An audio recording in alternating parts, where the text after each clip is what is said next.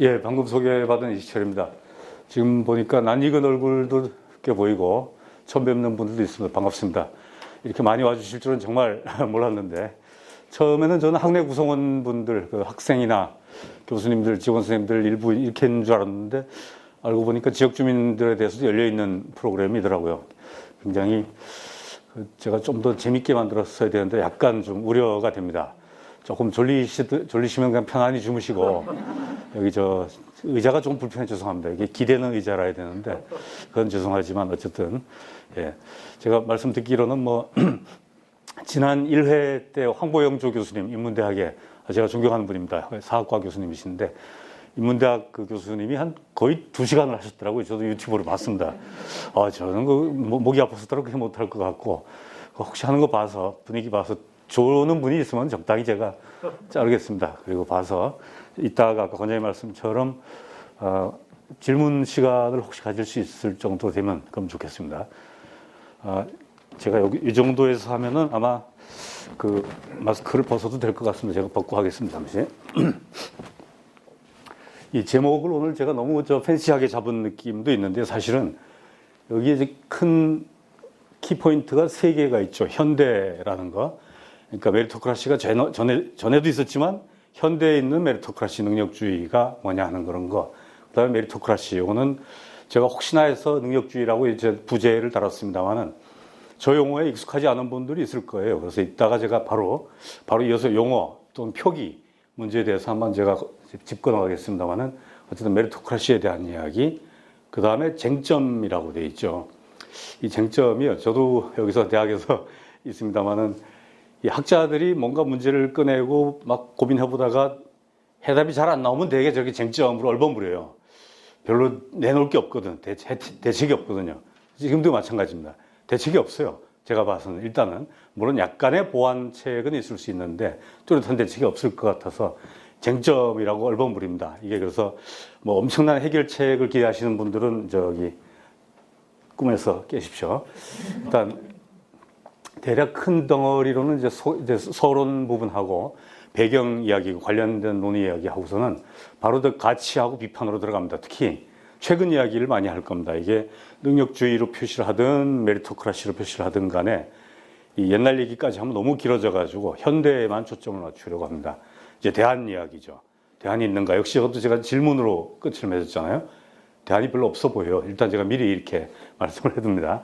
그러면서 이제 마무리를 하는데, 그 대안을 일부 내놨는데 그 일부 내놨거나 아니면 어떤 메리토크라시 자체에 대한 비판을 하거나 하는 그 비판에 대해서 또 비판을 하는 걸로 한번 마무리를 할까 싶습니다.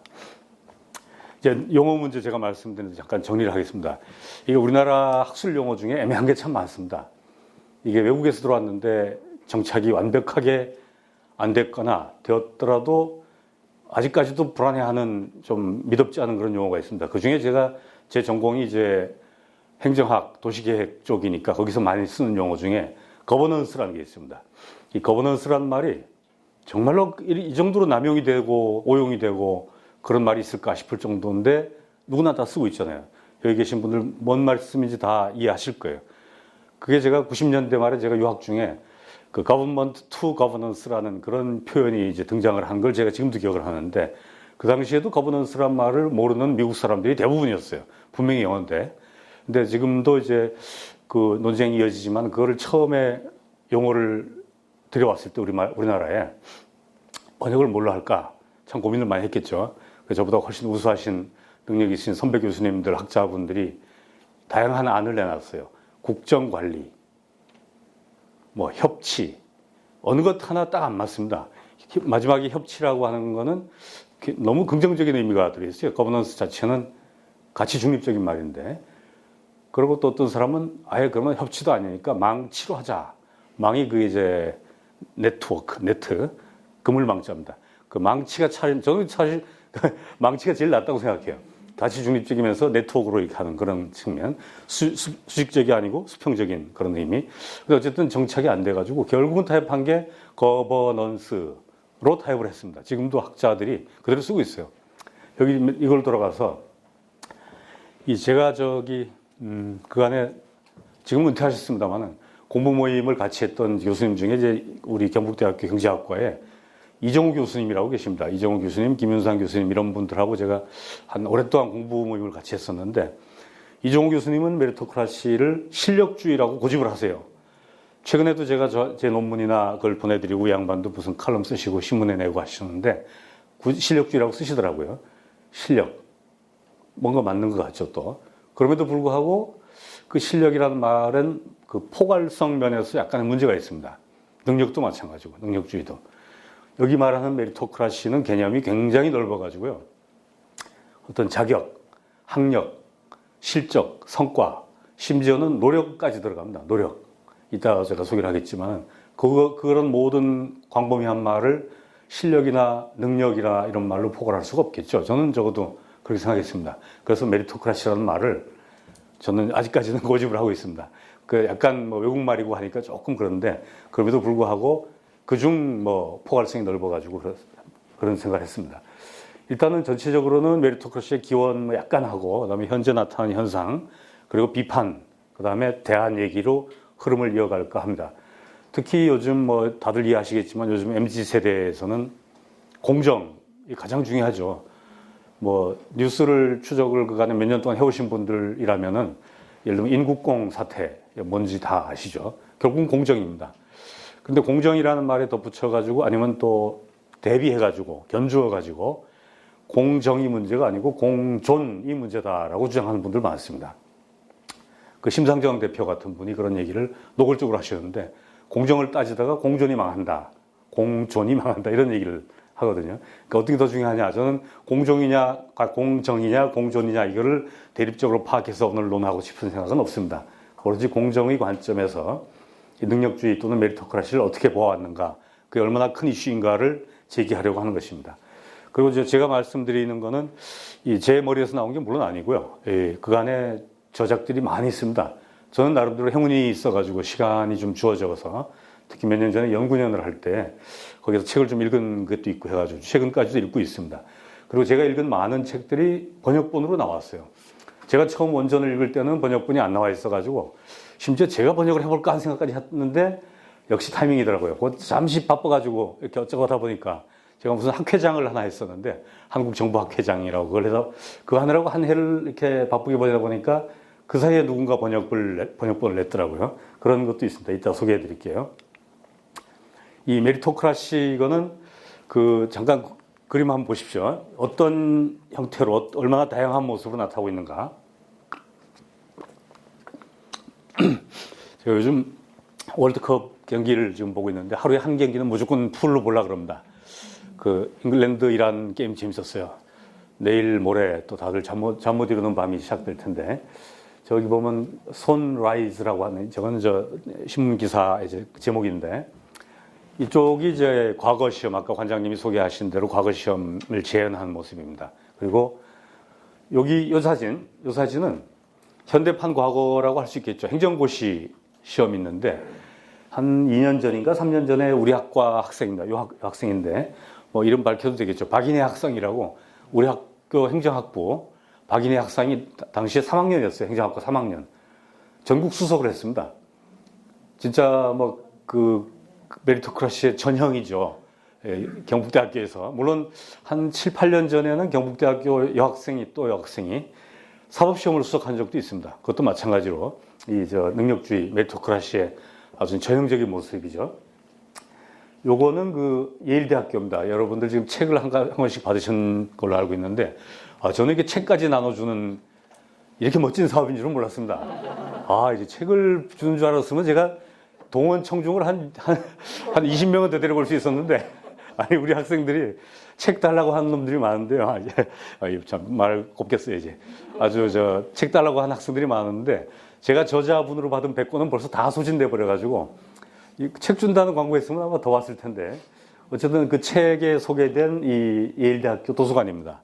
이 도서관은 제가 참 자주 갔는데, 이 도서관이 문제가 아니고 예일대학교나 또는 하버드 대학이라든지 이런 초명문 대학이라고 하는 그런 미국의 또는 유럽의 많은 대학들이 처음에는 능력주의의 어떤 전형으로 좋은 모습으로 긍정적인 모습으로 나타났다가 자리 잡았다가 최근 들어서는 아주 나쁜 모습을 드러내는 그런 패턴으로 바뀌고 있는 것 같아요.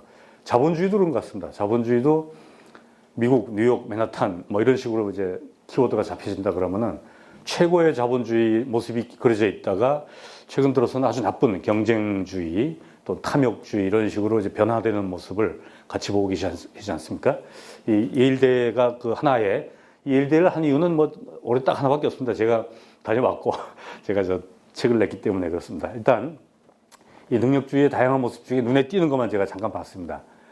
이 능력주의의 역사를 제가 다 살필 수는 없는데 한번 이렇게 눈으로 보십시오.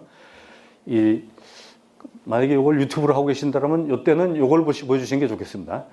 이 오랜 역사 메리토크라시 에브리어라고 제가 뭐 폼 잡았는데 하나는 시간적인 측면이고 물론 하나는 공간적인 측면입니다. 예를 들어 성경에도 이 메리토크라시의 역사를 살필 수 있어요. 뭐 제가 뭐 지금 설교하려는 건 아닙니다. 저는 교회에 다니긴 다니지만 약간 좀 엉터리라서. 그러니까 창세기나 출애굽기에도 보면은 훌륭한 영웅들이 나타나고 선지자들이 나타나고 이 저 창조주께 기도의 힘을 빌어가지고 뭔가 이 세상에서 힘을 발휘하는 사람들이 있습니다. 그것도 능력주의의 일 모습이죠. 능력주의의 어떤 정말 다양한 어떤 근원이나 어떤 힘 중에 기도의 힘이라는 것도 있어요.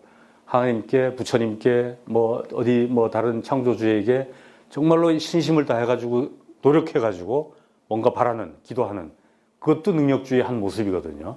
굉장한 모습들이, 굉장한 다양한 형태가 많습니다.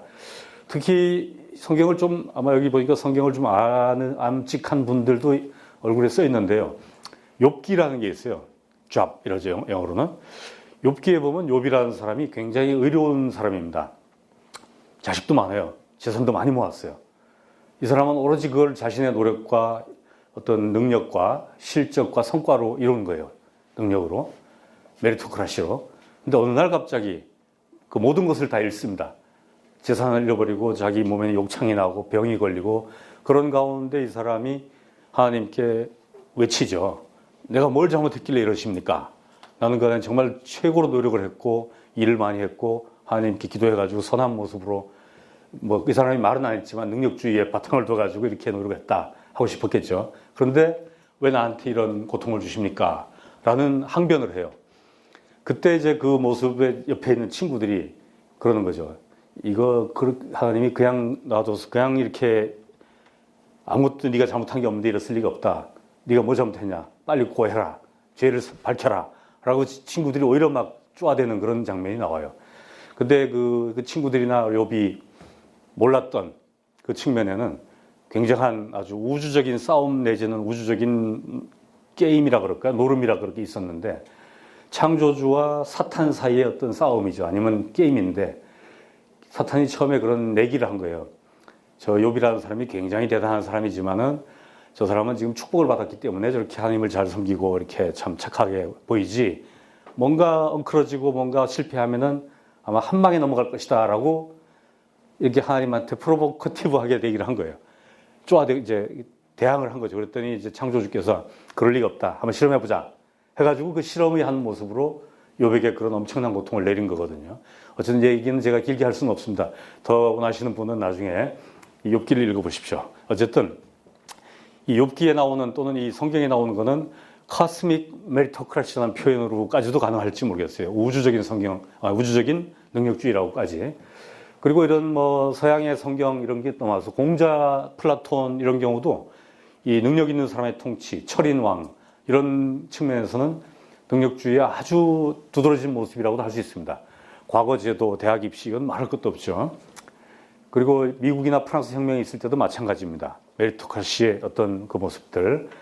제가 저 밑에 여기 나오는 부분은 제가 가장 익숙하게 잘 아는 부분입니다. 예를 들면 제가 인사행정을 전공은 아니지만 가르치고 있고 도시계획을 지금 수업하고 있습니다만은 이 저 영국과 미국의 행정 또는 공무원 조직을 보면은 정실주의라는 개념 그리고 또 엽관주의라는 개념이 나옵니다. 그걸 극복하면서 나온 게 실적주의예요. 그 행정학의 용어로는 메리트 시스템이라고 쓰는데 이제 이를테면 메리토크라시하고 같은 말로 봐도 일단 되겠습니다. 그리고 하버드 예일 같은 경우도 이제 뭐 이 대학뿐 아니라 많은 좋은 대학들이 전에는 그 끈으로 뭐 예를 들면 대학판 음서제 같은 거죠. 아는 사람 이렇게 아름아름 해가지고 들어간 경우도 많았고 귀족 자제들 그런 게 별로 놀랍지 않은 시절이 있었어요. 불과 한 150년 전 예컨대 뭐 100년 전이라고 해도 아마 믿을 것 같습니다. 어쨌든 그런 걸 탈피해가지고 실력에 의해서 시험 성적으로 그 능력에 의해서 맞춰진 대학 거기다가 하나 더 추가하면은 리드 블라인드라 그래서 가정 형편과 전혀 관계없이 지금도 저 초명문 대학에서는요 성적이나 이런 걸로 일단 학생들 다 뽑아놓은 다음에 합격자를 확정한 상태에서 그 학생들의 가정 형편을 살펴가지고 학업을 이어갈 형편이 안 된다 그러면 등록금 면제는 물론이고 생활비, 책값까지 다 대줍니다. 이제 그런 리드 블라인드 제도가 묶이면은 현대의 메리토크라시에 아주 굉장히 우수한 모습으로 나타나는 거죠. 공간적으로도 마찬가지입니다. 저 오른쪽에 있습니다만은 뭐 제가 좋아하는 선수만 이름 써놨습니다. 음바페, 네이마르, 손흥민 저 사람들이 저기 다 이를테면 시골 내지는 좀 못한 지역 출신들이죠. 손흥민은 강원도 출신입니다. 그 어려운 환경에 자라가지고 지금 저 정도로 큰 것도 아주 능력주의가 제대로 발휘된 모습이라고 할 수 있을 겁니다. 코로나19가 터졌는데 그 파이자 백신을 발명한 결정적으로 기여를 한 사람이 터키 출신 흑수저 이민자였어요. 부부가. 그래서 화이자사하고 합쳐가지고 하나만 이 인류의 질병을 고치는 데도 기여를 하고 있는 그런 모습들이고 저기 대통령 저 묶어놓은 거는 저 별거 아닙니다. 앞에 대통령들은 다 예일대, 뭐 하버드대 이런 해가지고 아이비리그 대학 출신이고 현직 바이든 대통령만 아이비리그가 아니에요. 그 40년인가 50년 만에 처음으로 아이비리그 출신이 아닌 대통령이 나왔다 그래가지고 그것도 뉴스가 된 적이 있습니다. 옛날에 그 경북고등학교, 대전고등학교, 뭐 광주일고 뭐 이렇게 명문고등학교 많이 있었잖아요. 사실은 여기서 제가 잠깐 30초만 제 개인 얘기를 하면은 지난 토요일 날 제가 제 고등학교 졸업 행사에 갔다 왔습니다. 제가 대전고등학교 출신입니다. 혹시 대전분 계십니까, 여기? 대전분 안 계세요? 대전분이면 아실 텐데, 대구의 경북고등학교 또는 그 이상이었습니다. 졸업 제가 60회인데 40주년 기념식을 했어요. 근데 제 동기생들만 229명이 왔고, 그 식구들 또 뭐 이렇게 해서 한 300명이 모여가지고 아주 40년 전에 그걸 회상하면서 큰 행사를 한 적이 있습니다.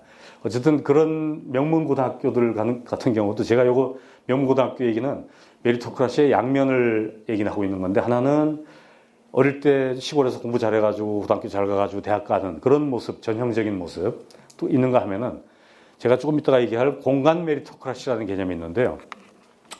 이거는 지금 이제 서울 수도권이 워낙 집중이 돼가지고 극단적인 양극화 체제가 되어 있는 상태에서 지역이 지금 뭐 거의 다 죽고 있지 않습니까? 그 지역이 죽는 거를 방지하는 어떤 기둥 비슷한 역할을 전에는 일부나마 지역의 명문고등학교들이 했어요. 전주고등학교, 경북고등학교, 뭐 제주일고 이런 식으로 했는데 지금은 그게 다 거의 사라졌습니다. 대도시 대구 같은 데서마저도 상대적으로 볼 때 뭐 옛날에 뭐 꼭 서울대하고는 얘기는 그렇지만 서울대나 좋은 명문대학 가는 비율이 뚝 떨어졌거든요. 지금은 비교도 안 됩니다. 대부분 강남, 대부분 수도권이거든요, 지금. 어떤 양면을 지금 같이 얘기하고 있습니다. 아까 경북대학교 얘기한 거는 제가 겸사해서 같이 얘기하고 있습니다. 자, 여기서 주요 저작 얘기를 이제 하겠습니다. 여기 보면은 이 모든 책, 아까 말씀드린 대로 모든 책이 한국 번역본이 나와 있어요. 저는 우연히 뭐 원전을 먼저 읽은 경우도 있고 그렇습니다만은 이 마이클 영이 1958년에 쓴 The Rise of the Meritocracy라는 이 책이 이를테면은 뭐 이 용어가 처음 등장한 계기가 된 겁니다. 메리트 플러스 크러쉬 해가지고 그 크러쉬로 이렇게 했는데 이 책은 우리 도서관에도 있습니다. 저도 도서관에서 빌려봤는데 유광은 씨가 번역한 책도 있고 우리말로도 이 소설입니다. 소설. 학술적인 어떤 논문 뭐 저서 이런 게 아니고 소설이고 거기다가 풍자 소설이고 약간 비꼬는 거기다가 디스토피아 소설이에요. 그 멋진 신세계라든지 동물농장 1984 이런 책을 읽으신 분도 계실 텐데요. 그런 식으로 굉장히 암울한 미래를 그린 풍자 소설입니다. 그러니까 이게 메리토크라시의 원전이 됐다는 게 좀 신기할 정도인데 어쨌든 그 다음에 나오는 책들은 다 이어서 나온 책들입니다. 이 메리토크라시를 소개를 하거나 비판을 하거나 조금 변방으로 나가서 얘기하는 그런 책들입니다. 이 맥나미 앤 밀러 책이라든지 또 다니엘 벨 저 책은 아마 다니엘 벨이라는 이름을 들으신 분들은 명문 유치원을 나오신 분들은 아마 이름을 기억을 하실 거예요. 이데올로기의 종은 그거를 쓴 다니엘 벨이 아니고 동명이인입니다. 완전 동명이인이에요. 착각하기 되게 쉽습니다. 그 이데올로기의 종언을 쓴 동명이인 다니엘 벨은 이 사람보다 훨씬 더 나이가 더 들었습니다. 이 사람은 이를테면 중국의 지금 칭화대학 교수인데 백인입니다. 학계에서는 어떻게 알려져 있냐면은 그 유교 좌파라 그래요. 유교 좌파. 그런 말 별로 아마 못 들어보셨을 겁니다. 유교는 유교에 취해가지고 그걸 아주 숭앙하는 사람인데 좌파. 아주 굉장히 진보주의죠. 그리고 지금 칭화대학하고 산동대학에 같이 적을 두고 있는 걸로 알고 있습니다. 이 사람이 중국의 메리토크라시를 찬양을 합니다. 여기 중국 학생들도 일부 있는데 그 중국의 현능주의 해가지고 이거는 서구의 민주주의에 대응해가지고 중국의 현능주의, 중국의 메리토크라시를 찬양하는 그런 이 책입니다. 그리고 여기 나와 있는 두 책이 이제 제가 소개한 책입니다. 앞에 책을 읽으실 시간이 안 되면은 이 두 개 중에 하나 또는 두 개 다 한번 빌려보시거나 사보시면 좋습니다. 제가 책을 가지려고 하다가 여기다가 끼워 넣었습니다. 첫 번째 책은 다니엘 말코비츠라고 예일대학 교수입니다. 예일대 로스쿨 법대 교수인데 이거를 우리말로 번역은 엘리트 세습이라고 했어요.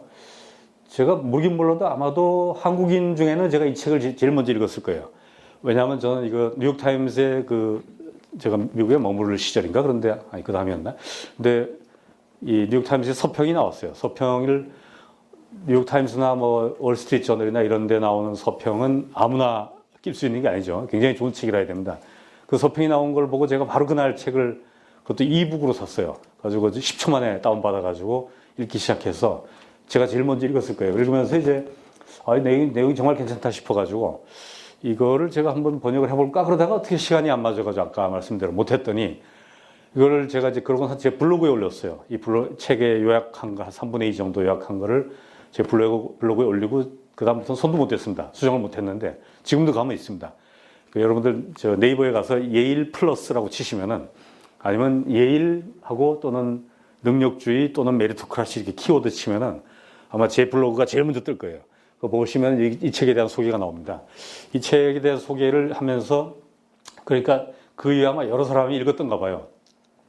그러고 나서 이 책이 번역본이 나오고 나서 이 출판사에서 연락이 왔더라고요. 선생님 글 잘 읽고 이렇게 번역본 보내드립니다 하면서 왔더라고요. 이게 아주 굉장히 재밌어요.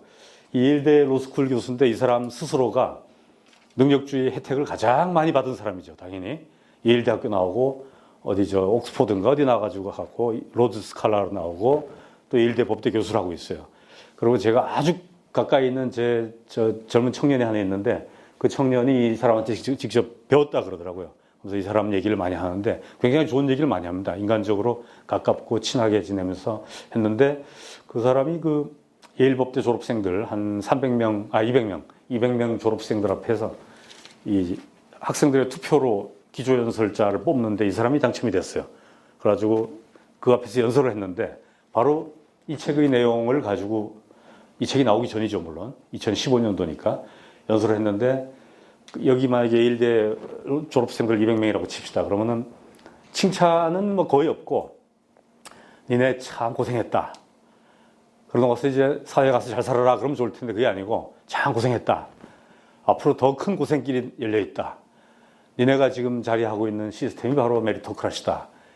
이 참 불합리하고 비능률적이고 너희 같은 엘리트들한테조차도 불행한 이런 메리토크라시 체제를 너희는 드디어 이제 처음으로 들어간다.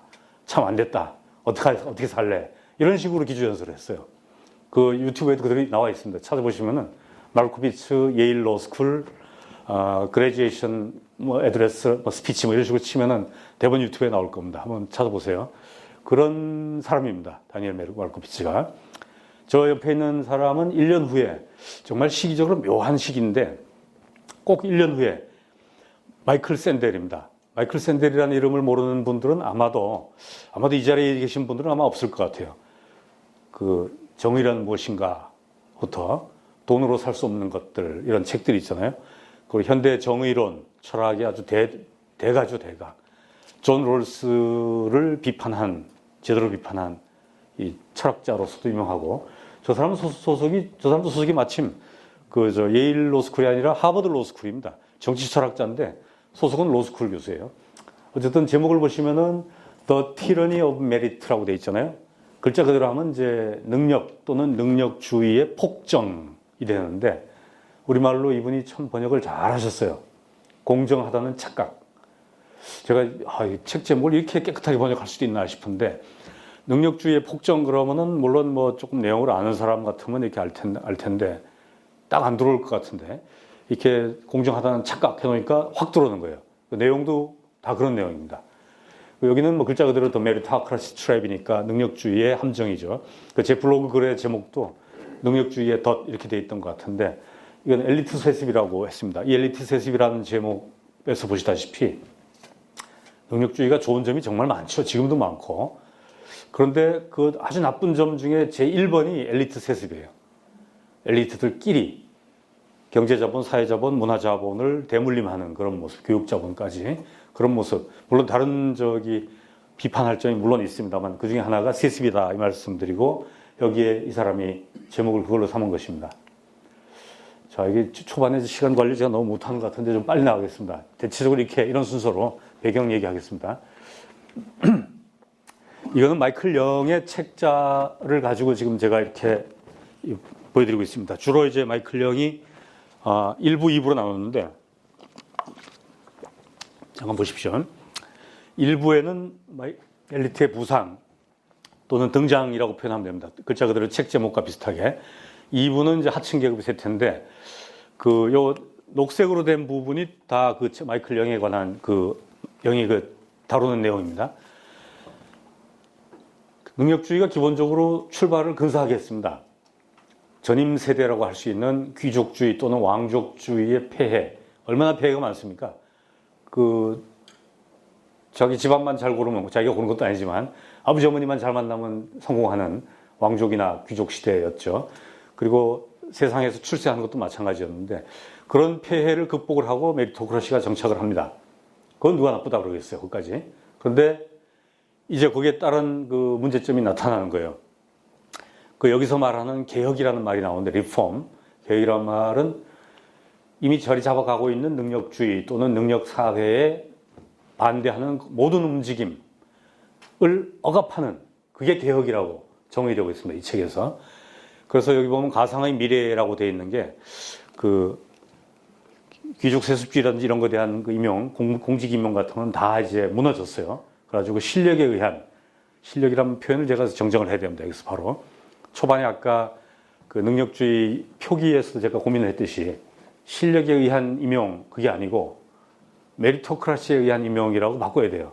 왜냐하면 가장 큰 이유가 지능이었거든요. 여기 나왔듯이 IQ 더하기 노력, 이 메리트라고 산식화되어 있습니다. 그러니까 일단 지능이 좋아야 돼요. 이 지능을 좋게 하기 위해서 이 엘리트가 부상한 이미 2033년이라는 가상의 미래를 생각했을 때, 그 미래에서는 유전자 조작을 해가지고 사람들의 지능을, 자기 자식의 지능을 조작을 해요. 높은 걸로. 그래서 아예 지능별로 100부터 110까지는 120부터 160까지는 해가지고 제일 큰 윗자리를 가장 높은 지능을 가진 사람들이 차지하도록 기계적으로 배분하는 거예요. 물론 이제 거기에 노력도 들어갑니다. 열심히 노력해가지고 성과를 내는 것 들어가는데, 이 지능이 결정적으로 들어가기 때문에 이미 메리토크라시의 처음 의도와는 달라져 버리는 셈이죠. 그래서 2부가 보면 이제 하층 계급의 쇠퇴라는 말이 상하류층 격차가 점점 심해지고 노동운동은 완전히 몰락해버리고, 특히 여성들에 대한 어떤 사회적 지위가 폭락을 합니다. 이 능력주의 사회, 이제 금권주의나 어떤 귀족주의 시대는 물론이고, 능력주의 사회가 도달했는데도 불구하고, 가상의 2033년에 도달했는데도 불구하고 여성들은 여전히 대우를 못 받아요. 어디까지나 남성의 종속된 존재로만 하고, 그거를 어떻게 타파해보자 그러고 개선하자 그러면은 그거는 다 사회에 몹쓸 짓을 하는 그런 운동으로 치부되고, 그런 모습입니다, 지금 이게. 그리고 폭동이 일어날 가능성까지가 2033년의 모습이고, 여기서 끝납니다, 이 소설은. 2034년에 아마도 폭동이 일어날 것이다라고 이렇게 내포를 하고 임플라이를 하고 소설은 끝이 내게 됩니다. 그 당시에 이제 현실의 영국을 한번 보면은 지금 제가 잠깐 녹색 그림으로 박스로 봤듯이 58년에 이게 됐고 2000년대에 들어오면서 영국이 급격하게 우경화되는 모습이 직접 나타납니다. 토니 블레어라는 젊은 총리 기억하실 겁니다. 그 사람이 공식 연설에서 그런 말을 썼어요. 영국은 능력주의 사회다. 그러니까 브리튼, 메리토크라시 이런 식으로 딱 등치를 시켜버렸습니다. 그리고 그 등치된 것을 그 다음 총리들도 계속 이었어요. 그게 영국에서만 끝난 게 아니고 프랑스에서도 비슷하게 됐고 다 넘어갔고 미국에서도 마찬가지로 넘어갔어요. 넘어갔다는 게 좀 표현이 이상한데 당연한 흐름인데 그거를 이제 큰 흐름을 메리토크라시라는 이름으로 포괄을 하게 됐다 이렇게 표현해야 되겠습니다. 그러고 나서 이제 2001년 마이클 영이 죽기 1년 전에 이제 2002년에 돌아가셨는데 양반이 1년 전에 자기 가만히 보아하니까 자기가 처음 만드는 용어를 가지고 사람들이 오해를 하거나 곡해를 하거나 아주 오용을 하고 있거든요. 그래서 엄청난 비판을 더 가디언이라고 영국의 큰 신문이 있습니다. 거기에 칼럼에서 절절히 썼어요. 이따가 제가 소개 잠깐 드리겠습니다만 결정적으로는 비판을 하는 겁니다. 내가 쓴 거는 그런 뜻으로 쓴 게 아니다.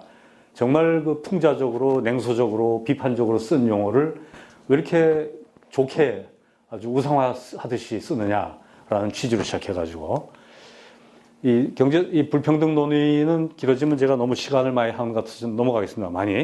이게 전체적으로 불평등에 대한 이야기가 굉장히 많다. 근데 결정적으로는 맨 밑에 있는 게 저겁니다. 현재 존재하는 사회의 불평등 이게 엄청난데 이런 거를 기존의 메리토크라시 체제가 결국은 합리화하거나 또는 조장하는 거 아닌가 하는 우려. 그게 이제 핵심입니다. 이 섹션의 핵심이라서 그걸 걱정하는 그런 예를 들면 스티글리츠 노벨상 받은 분이죠. 그다음에 뉴욕타임스 기사 같은 게 시리즈로 계속 6개월 동안 시리즈로 이어졌습니다. 저 정말 그렇게 오래된 시리즈 된 거 처음 봤는데 어쨌든 이런 논의가 여기저기서 이어졌습니다. 교육 격차 부분은 우리 대학에 있는 사람으로서 당연히 생각을 할 만한 것이죠. 이런 다양한 격차 논의는 많고 특히 우리 사회 같으면은 명문대학 프리미엄이 굉장한 건 다 아시잖아요. 근데 거기서도 참 우리 사회하고 예를 들면 미국이나 유럽 이 차이가 있는 게 우리나라는 일단 학부예요, 학부. 학부를 어디 나왔느냐가 제일 중요한 것 같아요. 근데 서구사회 능력주의나 서구사회 대학 프리미엄은 학부가 아니고 대학원 또는 석사, 박사가 더 중요하다는 말씀이죠. 여기서 잠깐 다른 얘기지만 제가 한 1년을 예일대학교에 머물렀는데 거기서 학장을 하던 분이 있었어요. 제 소속에. 예일 스쿨 오브 인바이런먼트니까 이제 예일 환경대학원이겠죠. 환경대학. 그 학장인 사람은 아주 미국의 시골 중에 시골인 와이오밍 대학을 나온 사람입니다. 학부를. 그리고 또 그보다 좀 비슷한 대학원을 나오고 이렇게 아주 석박사를 어떻게 하신 다음에 연구를 잘 하셨어요. 논문을 잘 쓰셔가지고 예일대학의 환경대학 학장을 하고 계시더라고요. 거기다가 하나 더 붙이면은 예일대학의 전체 랭킹 넘버 3라고 할 만한 분이 있는데 예일대 길게 얘기하고 짧게 하면은 예일대 총장이 제일 위고 그다음에 이제 프로보스트라는 직책이 있습니다. 우리말로 교무처장 그러지만 교무처장은 아니고 이제 교학부 총장 더하기 교무처장 더하기 기획처장 정도 되는 사람. 그런 사람이 이제 프로보스트인데 그 프로보스트가 넘버 2고 그리고 넘버 3가 예일 칼리지 딘입니다. 예일 학부대학 학장. 그분이 이제 한국계 미국인이에요. 마빈 천이라는 한국명으로는 천명관 교수님이십니다. 근데 그분이 연세대학교를 나왔어요. 학부를 연세대학을 나오고 석사도 연세대학을 나오고 박사는 MIT에서 박사를 하셨어요. 그런데 예일대학에서 교수로 딱 받아주고 예일대 넘버 3까지 올린 거예요. 예를 들면 이런 식으로 메리토크라시 대학의 프리미엄 작동하는 게 우리하고는 다르다 그런 얘기입니다. 우리나라 같은 경우 그런 일이 별로 없을 것 같아요. 서울대학교나 연세대학교 같은 좋은 대학에 시골에 이런 데 가지고 한 분이 과연 갈 수 있을까 하는 그런 생각입니다. 어쨌든 여기 격차 얘기를 잠시 하고 있습니다. 이 얘기는 혹시라도 나중에 질문이 나온다든지 하면 제가 같이 더 이어가겠습니다. 자, 여기서부터는 이제 제가 평소에 우리 학생들하고 얘기하는 그런 내용이 되겠습니다. 행정학이나 경영학에서 나오는 메리트 시스템인데 우연의 일치인지 모르지만 아까 제가 소개해드린 마이클 영의 책에 보면 제 1장, 일부 1장 1절에 제목이 시빌 서비스 모델입니다. 공무원 조직에 대한 얘기가 제일 먼저 나와요. 그게 당연한 게 공무원 조직이야말로 가장 계층제 관념이 강한 데죠. 그리고 이 다루기가 쉽습니다. 이를테면 정치의 실력자들이든 아니면 일반 국민들 입장에서 보든지 간에 딱 눈에 띄니까, 그리고 월급을 주고 있으니까 당연히 다루기 쉬워야 되고 다뤄야 되죠. 그런 데서 보면 이제 이런 메리토크라시가 어떻게 발전해 왔는 걸 볼 수 있는데, 예를 들면 영국 정실주의라는 거는 이제 혈연지연 학연입니다. 제가 저 고향은 경북 의성인데, 의성이고 또 외갓집은 군위입니다. 군위. 그리고 저기 초중학교는 제가 충북 충주에서 다 나왔어요. 고등학교는 또 대전에서 다 나왔습니다. 대학은 또 경북대학교 다녔습니다. 그래서 제가 지금 거쳐간 몇 군데 지역 대학에 나온 사람들이면 제가 잘 봐줍니다. 수업 시간에도 잘 봐줘요. 출석 안 한, 결석 안 하나, 시험 잘 치나 잘 봐줍니다. 아주. 근데 어쨌든 그게 페르트로노지 시스템입니다. 그런 사람들을 자기 조직이나 자기 회사에 끌어들여가지고 자리를 주는 것, 그게 이를테면 정실주의죠. 이런 거를 영국에서 폐지하고 공무원 시험 칠 때 시험을 치기 시작했어요. 그게 이제 영국식 메리토크라시의 발전이고, 미국은 조금 다릅니다. 거기는 신생국가였던 만큼 주로 정당, 정치 쪽입니다. 이 자기하고 뜻을 같이 하는, 뭐 뜻을 같이 해서 하든 뭐 어쨌든 간에 선거운동을 같이 하는 사람들, 그 사람들을 자기가 집권하면은 자리를 주는 거. 그게 이제 엽관주의, 스포일 시스템이라고 그러죠. 우리 행정학부에 있는 학생들이면 이거 내용 다 잘 알 거예요. 무슨 말인지. 그런 게 역시 19세기 말에 실적주의가 법령으로 제도화된 모습이 나타납니다. 우리나라에서도 헌법부터 국가공무원법, 지방공무원법 모든 법에서 실적주의는 대원칙이고 핵심이고 뭐 필수불가결입니다. 이걸 빼고는 그 시스템을 논할 수가 없어요. 뽑을 때도 물론이고 관리하고 보수를 주고 승진시키고 할 때도 마찬가지입니다. 이건 어디까지나 원칙이라는 얘기입니다. 예외는 물론 있겠지만 이게 실적주의 메리토크라시의 모습입니다. 자, 이런 이제 메리토크라시가 얼마나 대단한 것이냐, 왜 좋은 것이냐 하는 거는 여기서 제가 이렇게 말씀을 안 드려도 아마 이해하실 그런 내용입니다. 그런데 잠깐 보면 이런 거예요. 아까도 얘기했지만은 금권주의, 왕족주의, 귀족주의에 대한 어떤 대안으로 나온 거니까, 대안 체제니까 그건 뭐 당연히 인정을 해야죠. 그런데 이제 와서는 새롭게 비판에 직면하고 있다는 그런 말입니다. 이제 도덕적인 가치입니다. 이게 능력주의의 좋은 점이 뭐냐면은, 내가 열심히 일해가지고 노력해가지고 참 뭐 밤잠 안 자고 공부하면 나 성공할 수 있어. 좋은 대학 가고 취업 잘할 수 있어. 이건 정말 긍정적인 기운이거든요. 이걸 함부로 무너뜨리면 안 됩니다. 이거는 그대로 가야 돼요. 가는데 거기서 나쁜 점이 하나 이런 게 있는 거예요.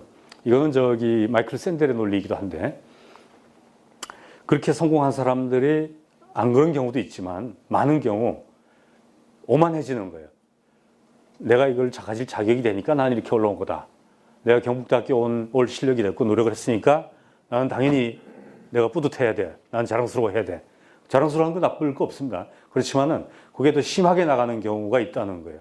거기다가 떨어진 사람들, 이 메리토크라시의 그 사다리를 못 올라온 사람들은 또 그 반대로, 아이고 내가 노력을 덜 해가지고 내가 실력이 없어가지고 내가 이렇게 대학도 못 가고 취업도 못했다. 모든 건 내 탓이야. 라고 자조하는 거예요. 그 자조가 자기 책임을 묻는 건 나쁜 일이 아니죠.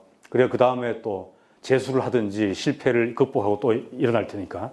근데 그런 정도에서 끝나는 게 아니고 그게 쌓여가지고 사회에 대한 사회적 전체적인 구조에 대해서는 잊어버리고 오로지 자기만 탓하게 되면은 그게 이제 축적이 되고 나빠지면 어떤 모습으로 나타나느냐. 트럼프가 대통령이 됩니다. 브렉시트가 일어나는 거예요. 그런 현상은 대부분 이해할 수 있습니다. 이따가도 조금 얘기를 하겠지만은 트럼프가 대통령이 되는 순간 제일 놀라운 게 트럼프라 그러잖아요. 자기가 제일 놀랐답니다. 이거 말도 안 되는 일이 벌어졌거든요. 그리고 모든 메이저 언론들이든 일반 상식을 가진 사람들이든 모두가 놀란 게 말도 안 되는 일이 벌어진 거예요. 근데 그 말도 안 되는 일의 이면에 바로 그 자기가 메리토크라시 혜택을 못 받아가지고 자기 책임으로 자책을 하던 그 많은 사람들이 쌓여가지고 그게 한순간에 터뜨려버린 게 바로 트럼프라는 존재였단 말이죠. 브렉시트도 마찬가지입니다. 영국도 똑같은 모습으로 설명이 된대요. 그 비판한 분석 기사 같은 걸 보면은 영국의 EU 탈퇴 설명하는 가장 큰 논리가 그 기준이 사회 그 취약계층 또는 특히 대학을 졸업했거나 아니면 졸업하지 못한 사람 중에 이른바 성공을, 세속적 성공을 못한 사람들이 모아가지고 한꺼번에 뜻을 펼친 그 모습이라고 설명을 많이 하고 있습니다. 서구식 민주주의에 대한 대안 모델 이 설명할 때는 많은 경우 제가 알기로는 사례가 두 군데밖에 없을 것 같아요. 싱가포르하고 중국입니다. 이 싱가포르 잘 나가고 있죠, 요즘. 중국도 잘 나가고 있습니다. 적어도 경제적으로는. 물론 정치적인 정치민주주의 이런 얘기를 하면 할 얘기가 많겠지만은 일단 경제적으로는 중국 5,000년의 빈곤을 끊어낸 세대지 않습니까? 지금 경제적으로 크게 발전하고 있고 싱가포르도 마찬가지입니다. 싱가포르는 제가 보기에는 뭐 웬만한 서구 민주주의, 서구 대학 시스템보다 더 잘하는 게 싱가포르 대학이에요. 근데 거기서 공히 발견할 수 있는 게 이를테면은 현능주의라는 개념입니다. 이 중국의 현능주의는 어떤 다른 관점 또는 다른 채널보다는 서구 민주주의에 대한 비판으로 등장했다고 보면 제일 정확할 것 같습니다. 2010년도부터 2020년 사이에 뉴욕타임즈라든지 세계 저명 언론에 중국의 메리토크라시, 차이니스 메리토크라시를 옹호하고 설명하고 비판하는 그런 기사가 굉장히 많이 떴어요. 제가 일부러 한번 그걸 쭉 한번 따로 따져봤는데 평소에도 읽다가 보면 그런 게 나오면 읽고 있습니다만은 한번 제가 따져봤더니 수십 가지 나와요. 그 기사가. 그러니까 중국계 차이니스 아메리칸들이 썼든 아니면 그냥 미국인이 썼든 아메리칸들이 썼든 간에 뉴욕타임즈 같은 데는 중국의 메리토크라시 체제가 어쩌면 서구의 리버럴 디모크라시 체제를 대체할 가능성이 있다라는 말까지 하고 있습니다. 물론 그거는 아직 증명이 안 된 것이고 여전히 비판의 여지가 많은 거죠. 근데 어쨌든 이 중국의 현능주의는 많은 사람들이 착각하고 있는 게 중국에는 투표가 없다. 이게 절대 아닙니다. 투표 있습니다. 특히 1층이라고 써 있죠. 주민들 사이에서 직접 투표를 해요. 근데 그 2층 위로 올라가고 3층 위로 올라가면서 직접 우리나라처럼 또는 미국처럼 대통령을 내 손으로 뽑는다 이런 건 없죠. 시진핑이 이번에 됐지만은 시진핑을 중국 15억 인민이 뽑은 건 아니거든요. 그렇지만은 1층 위에서는 직접 민주주의가 있단 말입니다. 그래서 올라가면서 서구식 민주주의는 아닐 뿐이지 나름대로는 자신들도 민주주의를 하고 있다라고 얘기를 하는 것이고 그리고 그 체제가 오히려 서구 민주주의보다 더 우월하다고 주장입니다. 주장을 하고 있습니다. 이제. 자, 비판의 논점이 여기서 몇 가지로 나뉘어지는데 제가 만들어낸 말입니다. 메리토크라시 실패. 또 도덕적 인식 부분 잠깐 아까 얘기했죠. 그다음에 진입 장벽, 세습 문제 이런 얘기를 할 수 있습니다. 승자에게도 불합리한죠. 참 이따 얘기하겠습니다. 이 메리토크라시 실패는 여기 계신 분들은 다 아시겠죠. 마켓 페일리어라는 말, 시장 실패라는 말이 있습니다. 자유시장이 잘 돌아가다가 실패하는 경우가 많습니다. 제가 우리 학부생들 같으면 제가 몇 명 이렇게 불러일으켜가지고 시장 실패 조건, 상황을 제가 물어볼 텐데 그냥 물어볼까요? 시장 실패 조건이 몇 가지 있습니다. 몇 가지라기보다도 그런 상황이 있어요. 예를 들면 외부 불경제 이런 말을 하잖아요. 아파트 옆에 쓰레기장이 있다. 쓰레기 매립장이 있다. 그러면은 자신의 삶에 결정적으로 안 좋죠. 그것도 우리 경북대학교 바로 옆에 무슨 공장이 있다. 축사가 있다. 가축 기르는. 그것도 굉장히 나쁜 의미의 외부성이죠. 그걸 네거티브 익스터널리티스라는 표현을 쓰는데 외부 불경제입니다. 이런 게 시장의 불안전성이에요. 그냥 놔두면은 시장이 알아서 할 것이다. 그렇지 않습니다. 엉망되는 거죠. 또 하나는 또 하나가 아니라 한 5가지 이렇게 경제학 책에 보면 나와 있는데 그 중에 가장 대표적인 2개만 제가 얘기하고 있어요. 하나는 외부성 아까 얘기한 대로 또 하나는 공공재라 그러는데 그냥 시장에 맡겨두면은 예를 들면 도로나 상하수도 시설이나 쓰레기 수집이라든지 이런 걸 아무도 안 하려고 그럴 겁니다. 돈이 안 되니까. 현대 생활에 사람들의 모둠살이에 꼭 필요한 그런 서비스인데 제공이 안 된단 말이죠. 이것도 시장이 실패하는 모습이에요. 여기 나와 있는 메리토크라시 실패도 메리토크라시가 정말 좋은 겁니다. 시장처럼 좋은 거예요. 시장처럼 좋고 정말 기능을 잘할 때는 최고인데 그냥 놔두거나 아니면 메리토크라시가 이상한 방향으로 틀어져 가지고 악화될 때는 실패하는 현상이 나타나는 거예요.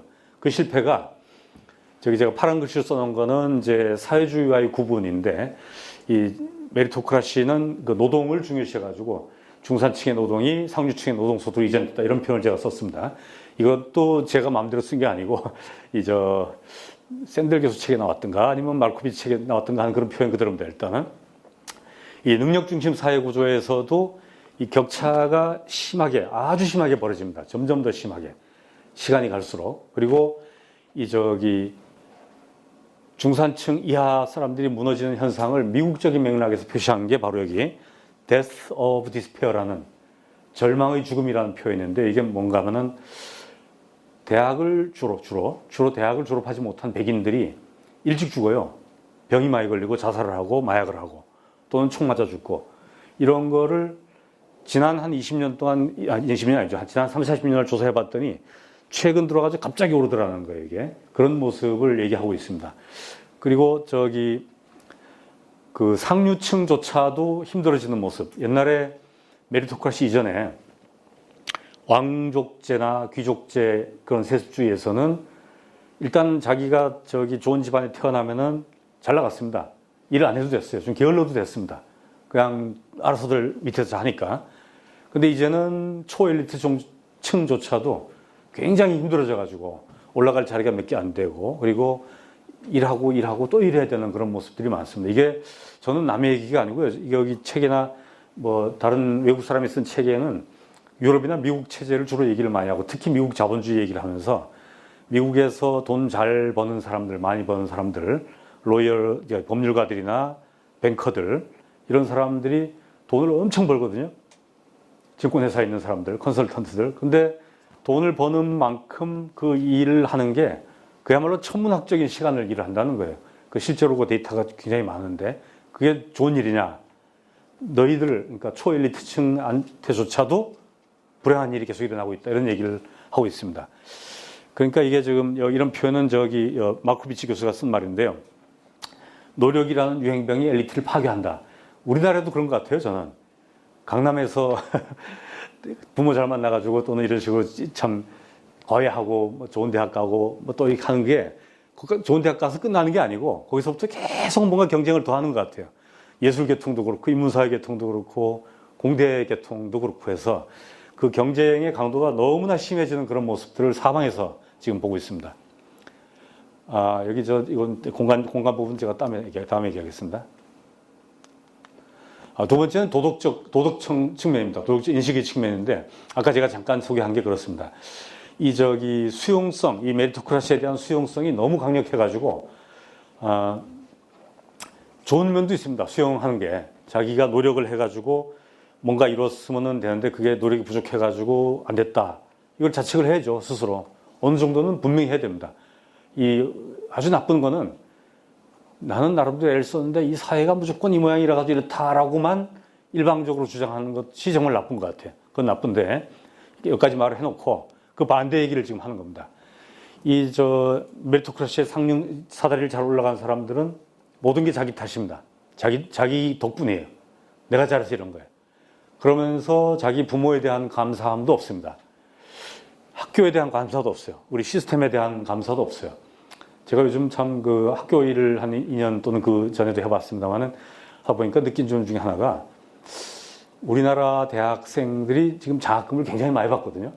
경북대학교 학생의 절반이 지금 다 전면 장학생입니다. 그리고 부분 장학생 치면은요, 한 7, 80%가 어쨌든 장학금을 받고 있어요.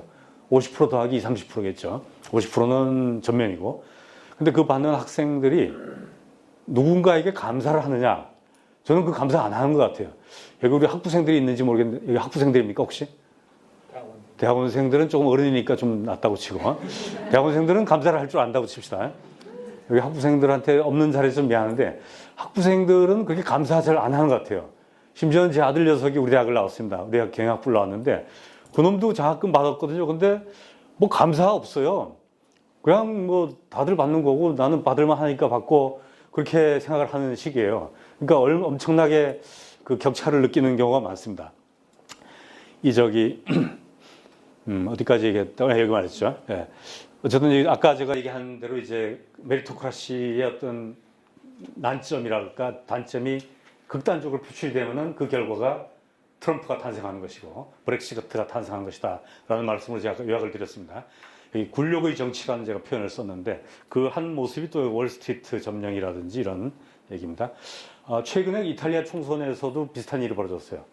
지난달이죠. 지난달 총선에서 이탈리아 극우파가 거기 총리된 사람이 여성인데 극우파입니다.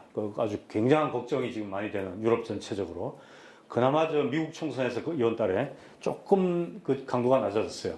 이번에 미국 총선에서 또 비슷한 일이 벌어졌으면은 다음번에 또 트럼프가 틀림없고 또 뭐 엉망되는 그런 모습을 저는 상상해왔습니다만 그나마 다행으로 여깁니다. 이 메리토크라시 비판의 논점 이제 첫 번째는 아까 이 메리토크라시 실패라는 말을 제가 조어로 해가지고 이런 격차 확대라든지 이런 얘기를 했고 두 번째는 도덕적 인식의 문제, 민주주의의 문제였습니다. 그 다음에 세 번째가 아까 초반에 잠깐 얘기 드렸습니다만 진입 장벽 이 문제입니다. 이 모빌리티 문제는요, 뭐 모빌리티라는 표현을 어떻게 쓰든지 하여간 이동성이라고 일단 하겠습니다. 수평적으로 이동할 수 있죠. 직업의 자유도 있고 이사 거주 이전의 자유가 있으니까 이 수평적으로 이동을 하고 수직적 이동은 세대 간의 또는 계층 간 이동입니다. 당연히 여기 저 표가 보면 제가 전에 김석태 교수님하고 쓴 논문에 인용한 자료인데 OECD 자료입니다. 한 세대를 보통 30년으로 잡습니다. 30년 한 세대 해가지고 아주 밑에 있던 저소득층이 중산층 이상으로 올라가는 세대수를 보면은 우리나라가 5세대가 걸린대요. 5세대. 그럼 150년이죠. 근데 이 데이터를 그 측정한 데이터를 결과를 만들어낸 그 로 데이터라든지 이런 거는 제가 여기서 말씀 안 드리겠습니다만은 약간 놀라운 거는 저 북유럽 경우는 굉장히 적습니다. 근데 프랑스가 이렇게 우리보다 더 심한 경우를 봐요. 이게 보면 프랑스가 이게 저기 좀 독특한 그런 역사를 가지고 있어요. 거기가 특히 중앙 집권이라는 측면에서 굉장히 독특한데 그런 맥락에서 제가 이걸 했습니다. 또 하나는 저 미국과 중국을 비교한 겁니다. 이거는 제 얘기가 아니고 역시 이 선행연구에서 나온 겁니다. 똑같은 젊은이들 둘이 있다고 칩시다. 같은 세대, 같은 나이에, 같은 뭐 여러 가지 조건. 미국에 둘이 있고 중국에 둘이 있다고 치면은 미국에서보다 중국에서 이 모빌리티가 일어날 확률이 훨씬 더 많다라고 이거는 저 계량 데이터로 증명이 되어 있는 겁니다. 이게 저기 미국인들의 거대한 착각이라는 게 하나가 여기는 아메리카니까 나는 미국에 살고 있으니까 나는 아메리칸 드림을 이룰 수 있다라고 믿는 착각이 있다는 것이죠. 절대 안 그렇다. 제가 며칠 전에 그 폴 크루그만이라는 노벨 경제학자가 있는데 그 사람이 뉴욕타임스 칼럼니스트입니다. 그 사람 칼럼에서도 이런 똑같은 논리가 있었어요. 미국인들이 엄청난 착각을 하고 있는데 제발 깨시오 하는 얘기죠. 어쨌든 중국이나 뭐 이런 다른 좀 중국 같은 나라는 큰 나라니까 그렇다 치고 훨씬 못해 보이는 나라들하고도 비교가 좀 이따 나올 겁니다. 자, 특권 세습의 문제 네 번째 이제 마켓 페일리어, 메리토크라시 페일리어 이 네 번째 모습입니다. 세습의 문제 가지고 세대 이동성 얘기를 제가 잠깐 얘기하면서 이어가려고 지금 한 것입니다. 여기서는 주로 대학 얘기를 제가 하고 있는데 이 동문자녀 프로그램, 리가시 프로그램이라는 게 있습니다. 우리나라 대학 입시에 3불 아마 얘기 들으셨을 텐데요. 뭐 기여금 입학자 안 되고 뭐 다 있잖아요. 그 중에 하나가 이제 자녀 입학, 동문자녀 혜택을 절대 못 줍니다. 우리나라에서는. 근데 예일이나 하버드, 제가 그 예일대 학장하고 직접 얘기를 해본 적이 있어서 제가 말하는데 그분들은 공식적으로는 이걸 인정하지 않습니다. 그 리가시 프로그램에 대해서 물어보면 사람들이 그렇게 하고 있는데 그 사실은 그게 아니고 하면서 꿍시렁꿍시렁 변명을 많이 해요. 근데 그 사람도 알고 저도 알고 모두가 아는 사실은 예일, 하버드나 이런 명문대학일수록 리가시 프로그램은 여전히 지금 존재하고 있다는 것이죠. 미국만 그렇겠습니까? 뭐 서울대도 그렇고 사실은 뭐 우리 대학도 완전히 자유롭지 못합니다. 경북대학교에서도 이 자녀 논문 이런 문제가 생겼거든요. 그런 거라든지 이런저런 특히 최근에 그 미국의 명문대학 그 입시 비리가 크게 터져가지고 굉장히 뉴스가 됐던 적도 있습니다. 여기서 제가 알려드릴 거는 이제 하나입니다. 포머티브 액션인데 이 얘기를 아마 아시는 분들은 다 아실 거예요. 그 미국의 어떤 연방정부라든지 대학 같은 데서 고용을 할 때 소수계 집단, 주로 이제 흑인 계통 또는 여성 그런 분들에 대해서 혜택을 주자는 취지입니다. 지금 미국 대법원에서 요거에 대해서 아마 입장이 판결이 나올 거예요. 나오면은 아마도 그 로비 웨이드 같이 그 여성 낙태권 논쟁처럼 아마도 이게 진짜 게임 체인저가 될 가능성이 많은데 저는 굉장히 부정적으로 보고 있습니다. 부정적이란 뜻은 어퍼머티브 액션이 아마 뒤집힐 가능성이 많다는 얘기거든요. 인종을 기반으로 어떤 대학 입시에 혜택을 주는 거는 반헌법적이다라는 판결이 나올 가능성이 훨씬 많다. 그런 얘기입니다. 여성 낙태권에 대해서도 이미 뒤집어졌거든요. 근데 여기서 일단은 이 논점은 뭐냐면은 이런 입시 스캔들 또는 뭐 리가시 프로그램이든 뭐 연문으로 들어가는 대학 입시 비리든 그런 거에 대한 비판의 관점이 서로 다르다는 얘기입니다. 일단은 보수주의 쪽에서는 이 메리토크라시 자체의 기반을 흔드는 어떤 사례로서 비판이 굉장히 심했어요. 진보 쪽에서 똑같이 비판을 하는데 거기는 개인적인 그런 것보다는 이 시스템 자체, 운동장이 이미 기울어져 있는 상태라는 것에 대한 비판이 심합니다. 그래서 능력주의 또는 메리토크라시가 발현이 못 된다. 두 관점 다 똑같은 거는 메리토크라시는 절대적인 존재로 인정을 하는 거예요. 그러니까 그게 여전히 이 한국이든 미국이든 어느 나라든 간에 이 메리토크라시에 대한 어떤 절대적인 믿음, 이건 어쩔 수 없습니다. 현재 상황이 그렇다는 얘기죠. 이 세습주의에 대해서 이어서 그림을 이거는 작년 제가 논문 쓸 때 하나 제가 그려본 겁니다. 이런 그림인데 지금까지 설명드린 그런 내용입니다. 왕족주의, 귀족주의에서 그 당시에는 지배층이 게을렀어요. 특권이 이어졌죠. 그래서 특권을 비판하다 보니까 능력주의가 등장을 했습니다. 그래서 경쟁이 치열했는데 그 가운데 기득권이 대물림돼가지고 이동성이 저하고 엘리트조차 불행해지고 그런 가운데 다시 새로운 세습특권, 다시 처음으로 돌아와 버린 거죠. 애를 그렇게 많이 썼는데 능력주의가 애를 썼는데 결국은 다시 새로운 세습특권제로 돌아온 그런 모습을 제가 표현을 그림을 표현은 제가 한 게 아니고 아까 보셨듯이 예일대 그 말코비치 교수가 메리토크라시 트랩이라는 말로 표현을 했고 제가 따와가지고 이렇게 그림을 그려본 것뿐입니다. 이 대학 교육에 대한 이야기는 아까 소개해드린 그 가장 최근에 나온 두 책, 이 샌델 교수하고 말코비치 교수 책에서도 이 얘기는 굉장히 많이 다루고 있습니다. 그래서 여기서 너무 길게 얘기하면 그렇지만 여기서 어쨌든 초명문 대학일수록 그 세습적인 어떤 가문에 의한, 가족에 의한 족벌주의 이런 걸 타파하기 위해서 능력주의를 도입했다가 메리토크라시를 도입했다가 그 도입한 그 자체 때문에 다시 또 세습이 되는 그런 모습. 결국은 그게 교육 대물림이라는 거죠. 자녀들을 처음부터 초등학교 때부터 계속 과외라든지 이런 모습을 가르치고 SAT 교육시키고 또는 뭐 다른 수단을 통해 가지고 성적을 잘 받게 하는 그런 모습으로 거쳐가지고 대학도 이제 메리토크라시가 점령을 했는데 아주 나쁜 모습의 메리토크라시가 나타났다. 그런 얘기입니다. 인재 선별기라는 표현은 제 표현이 아니고 역시 또 솔팅 머신이라는 표현은 그 마이클 샌델 교수가 쓴 표현입니다. 이 대학과 메리토크라시가 공생하는 모습을 몇 가지만 본 게 이건 제가 예일대에서 연구원을 할 때도 똑같은 모습으로 경험을 했습니다. 목격을 했어요. 인적 자원 배출하는 게 보면 엄청납니다. 법률가들, 금융자본 노동자들이라든지 언론 노동자들에 대한 그게 줄줄이 시스템이 아주 굉장히 체계적으로 배출하고 있습니다. 그리고 이따가도 돈 얘기하겠습니다만은 돈이 정말 엄청납니다. 엄청나다는 말만 가지고 제 표현을 못할 정도인데 이따가 돈 얘기 나올 테니까 예일대만 해도 40조 원 정도 하버드대는 한 60조 원 정도 가지고 있습니다. 그 돈 가지고 쓰는 게 월스트리트에 투자하는 게 어디다가 투자하느냐, 돈 잘 될 때를 투자하는 거죠. 리스크는 없고 하이 리스크 하이 베니핏으로 투자하는 그런 모습들을 보고 있습니다. 또 하나는 대학 캠퍼스 안에서 학문 영역이 다양한데 돈이 안 되는 문사철 우리 관장님 전공 같은 경우 별로 돈이 안 되잖아요. 그러니까 투자가 안 돼요. 그런 데는 우리나라도 마찬가지지만 그래도 우리나라는 요즘 인문학 부흥 이런 노력도 있어가지고 또 인문학 하시는 교수님들이 목소리도 높이셔가지고 그런지 제 느낌으로는 미국보다는 훨씬 나은 것 같습니다. 근데 미국에서는 정말 대단한 게요.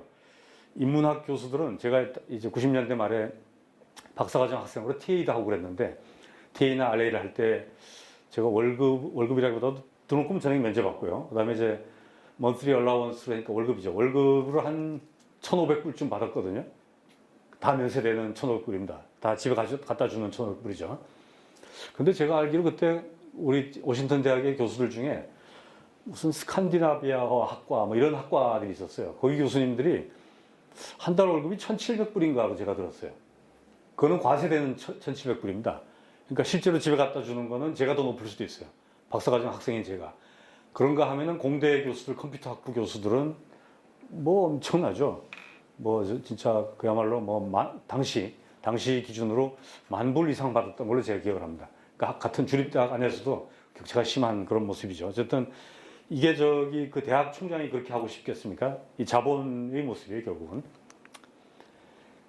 여기서 이제 대학이 이제 메리토크라시의 배양 접시냐 하는 그런 논의가 많습니다. 그 얘기는 이제 결국은 크게 두 개로 나눌 수 있는데, 최상층부 사람들을 더 명문학교나 최상층부가 상층부 사람들이 명문대학이나 명문학교나 고위층을 점유하고 있는 그런 모습들. 또 하나는 세습되는, 결국 그 얘기가 아니겠습니까? 여기 뭐 제가 이거를 읽을 필요가 없습니다. 딱 보시면 대략 알 텐데, 일단은 그야말로 소득 기준으로 최상층부 집안의 자녀들이 최상층부 대학을 가는 거예요. 이거는 우리나라에서도 지금 마찬가지입니다. 저기 보시면 알죠. 2020년도 스카이 신입생의 55%가 그 소득분이 90% 이상. 그리고 뭐 입학생 중 특목고 영재학교 마찬가지입니다.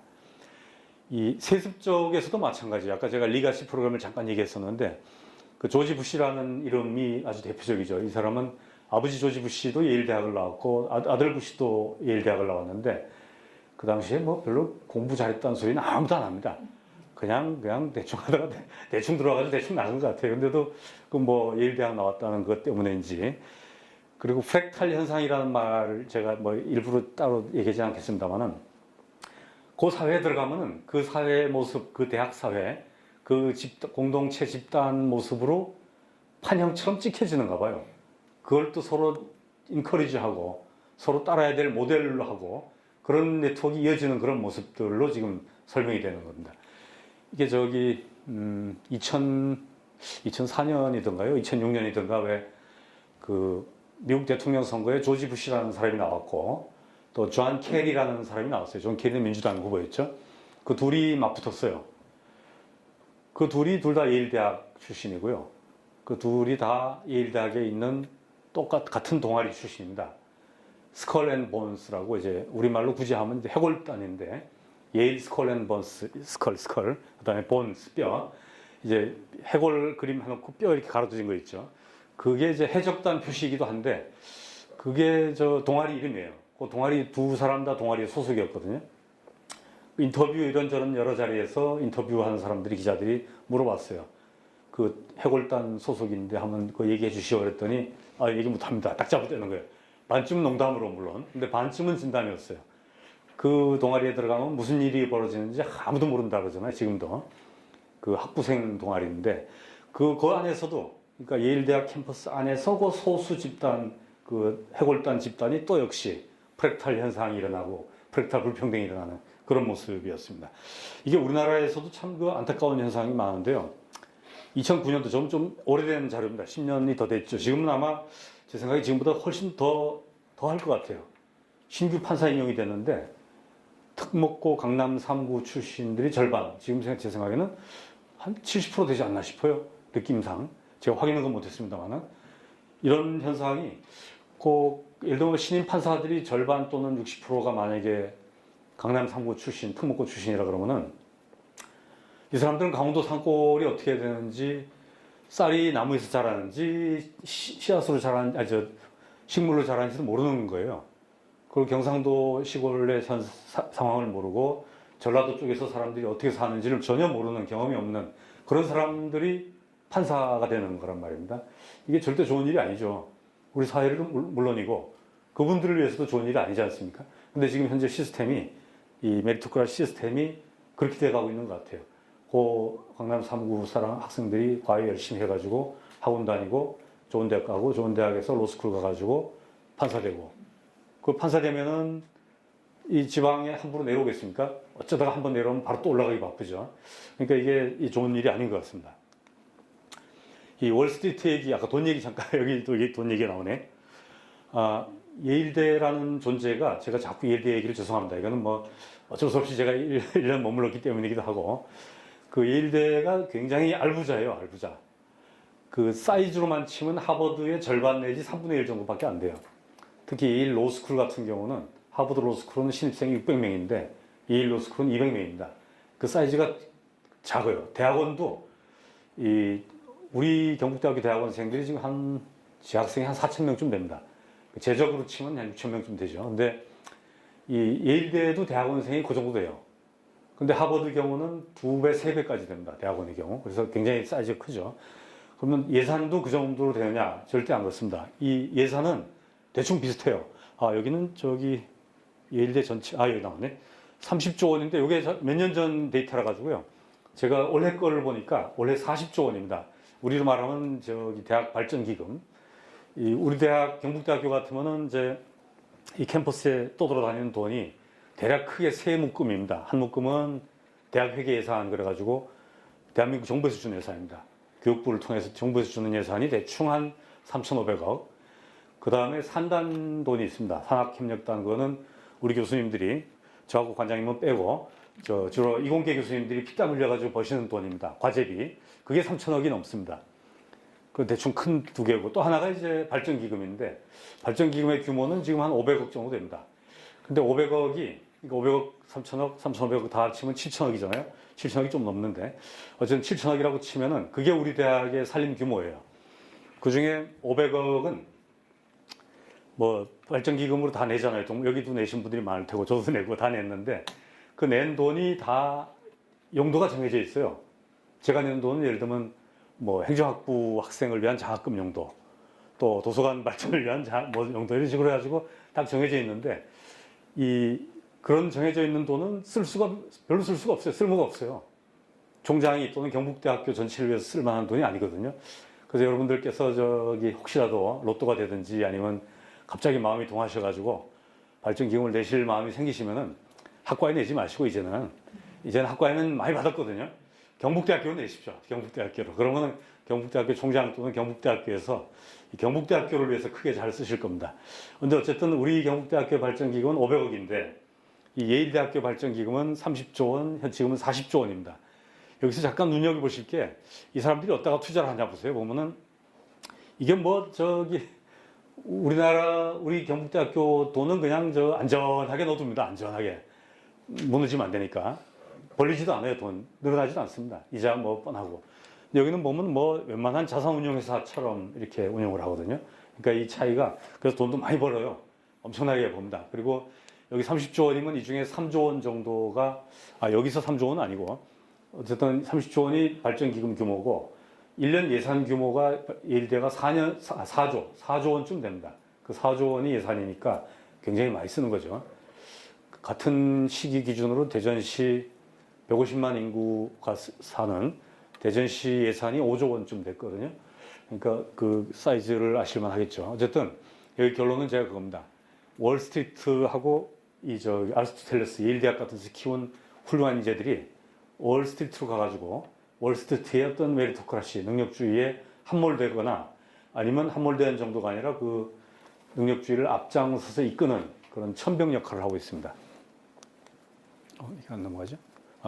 자, 대안입니다. 이게 여기서 제일 말씀드리기가 거북한 내용인데 대안이 있느냐 하는 모습입니다. 몇 가지로만 나눠서 한번 얘기 드리겠습니다. 이 오래된 대안입니다. 처음 메리토크라시를 조어를 한 이 마이클 영 때부터 대안이 있었어요. 가장 눈에 띄는 것은 역시 균등급이죠. 기본소득이라고 표현합니다. 이 기본소득은 절대 나쁘게 생각하실 일이 물론 없죠. 우리나라에서도 코로나 때 기본소득을 조금 경험했으니까.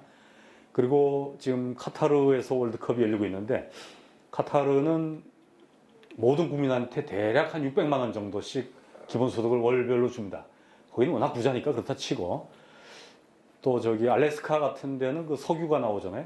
석유 기금에서 석유 나오는 그 수입에서 배분해가지고 주민들한테 똑같이 균등급을 나눠줍니다. 그 같은 건데 노르웨이는 그렇지 않아요. 또 노르웨이도 거기도 석유가 엄청나게 북해에서 많이 나는데 그 사람들은 그렇게 나눠주지 않고 그걸 기금으로 모아서 같이 쓰고 있습니다. 어쨌든 다양한 형태로 기본소득은 지금 이미 실험되고 있고 놀랄 일이 아니다는 얘기를 드리는 겁니다. 그 다음에 몇 가지 이미 나왔는데 요거는 이제 2001년 이 사람이 아까 제가 소개해드린 더 가디언의 칼럼에서도 제안한 그런 대안이겠습니다. 그 다음에 아까 제가 소개드린 책 중에 맥라미언 밀러 책에 보면은 이런 게 몇 가지 있는데 제일 눈에 띄는 거는 응능과세. 이거는 뭐 능력에 따라 세금 매기는 거니까 결국은 소득 많이 버는 사람한테 더 때리자 하는 그런 얘기입니다. 우리나라도 소득이, 세금이, 소득세는 지금 그 누진주의이기 때문에 돈 많이 버는 사람은 더 내게 되어 있습니다. 그런데 우리나라처럼 정도가 아니고 훨씬 더 올리지 않은 그런 취지였습니다. 그리고 세금 얘기도 있지만 세금 말고 나라에 내는 돈이 세금 말고 다른 것도 있잖아요. 예를 들면 교통 속도 위반을 해가지고 범칙금을 내면은 그것도 소득에 따라 물리는 데가 있습니다. 핀란드가 뭐 대표적인 사례로 나오고 있죠. 핀란드는 뭐 부자가 속도 위반하면 뭐 몇 천만 원, 몇억 원 낸다 그러죠. 근데 우리나라 같은 경우는 미국이나 다 똑같은 액수로 내고 있지 않습니까? 그런 거나 이 소수 집단 우대 이런 것도 그때 이미 제한이 됐고 이미 다 정리된 내용입니다. 기본 자산 얘기가 여기 때도 나왔지만 우리나라 코로나 즈음 해가지고 그 김두관 의원이라는 분이 있는데 그분이 기본 자산 얘기를 또 새로 꺼낸 적이 있습니다. 최근에. 현능주의 대한 얘기, 지난번에 아까 참 중국의 현능주의 얘기 했습니다만은 이거는 우리가 굉장히 조심스럽게 접근해야 됩니다.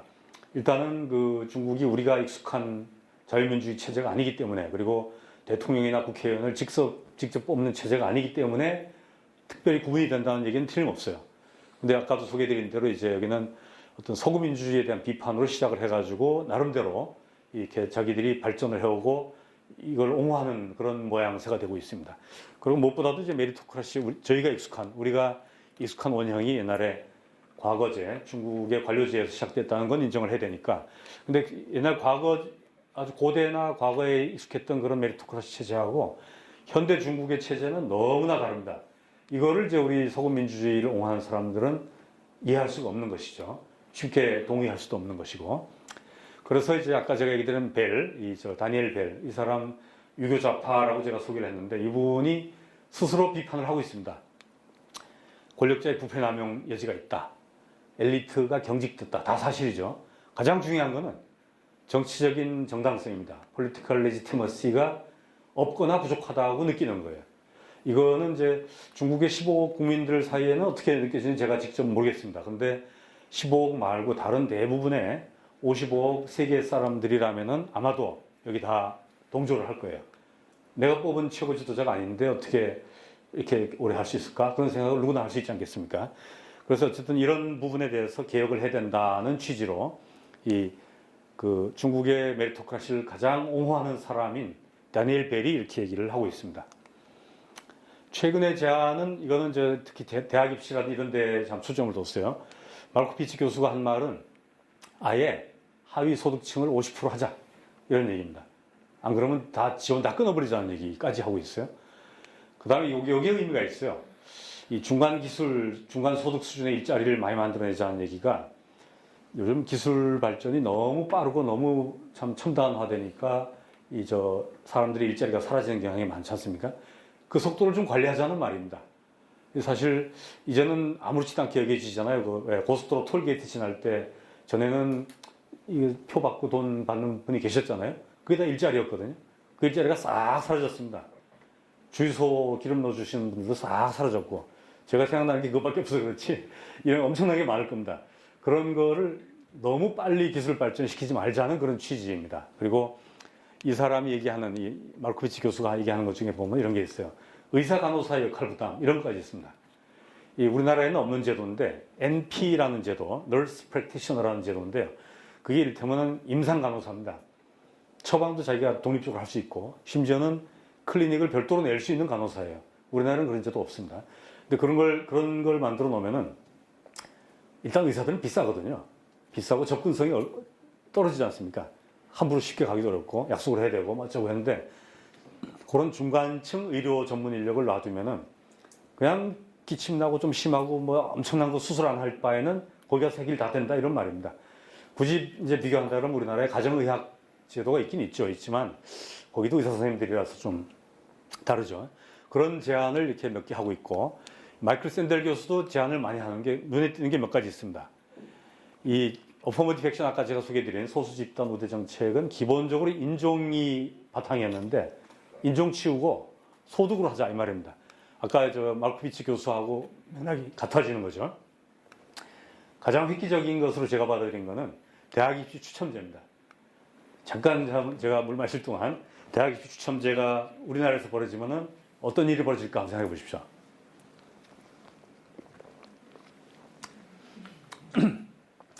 경북대학교든 서울대학교든 카이스트든 추첨으로 대학 갑시다 이런 얘기 만약에 누가 해가지고 아마 저 몰매를 맞을 것 같아요. 그래서 제가 함부로 말도 못합니다. 근데 제가 얘기한 게 아니고 이 사람이 얘기한 거라고 지금 책 보면 있습니다. 책에 보면 나와 있으니까 이게 뭐냐면 기본적으로 그 일단 명문 대학을 기준으로 한 겁니다. 하버드, 예일, 뭐 프린스턴, 뭐 스탠포드 이런 좋은 대학에 지원하는 인력들은 기본적으로 굉장히 우수한 인재들입니다. 실제로 예일대 법대를 다녔거나 거기서 뭐 교수를 했거나 하는 분들을 저도 많이 대화를 해봤는데 이분들 얘기가 그래요. 그 경쟁률이 뭐 10대 1이라고 칩시다. 10대 1. 그러면은 예일 법대 200명을 뽑는데 2000명이 몰린다는 얘기잖아요. 그 중에 예컨대 한 10분의 1, 하위 10%는 잘라내는 게 당연합니다. 얘들은 뭐 SAT 성적도 안 좋고 학교 성적도 안 좋고 하니까 잘라내. 근데 전체 90%는 별로 차별성이 없다는 거예요. 대충 비슷하대요. 그래서 우스갯소리처럼 그런 게 있는데 2000명 중에 200명을 뽑아놓지 않습니까? 뽑아놓고 이쪽에 딱 이쪽 방에 보관해. 문을 잠궈요. 이 사람들이 합격자예요. 그런데 이 박사정관 했던 사람이 자기 아무래도 여기 중에 몇 명이 마음에 안 들어요. 그래서 밤에 몰래 가가지고 문 열고 여기서 10장 뽑아가지고 이쪽으로 휙 던지고 여기서 아무거나 10장을 뽑아가지고 여기다 끼워 넣는다는 거예요. 그래도 아무도 모를 뿐더러 실력 차이가 하나도 없다는 거예요. 그래서 예일대 로스쿨 들어간 학생들끼리는 아마 네가 그 중에 10명 아니었을까, 10명 중에 하나였을 거다 하는 농담이 있습니다. 그 정도로. 그런 맥락입니다.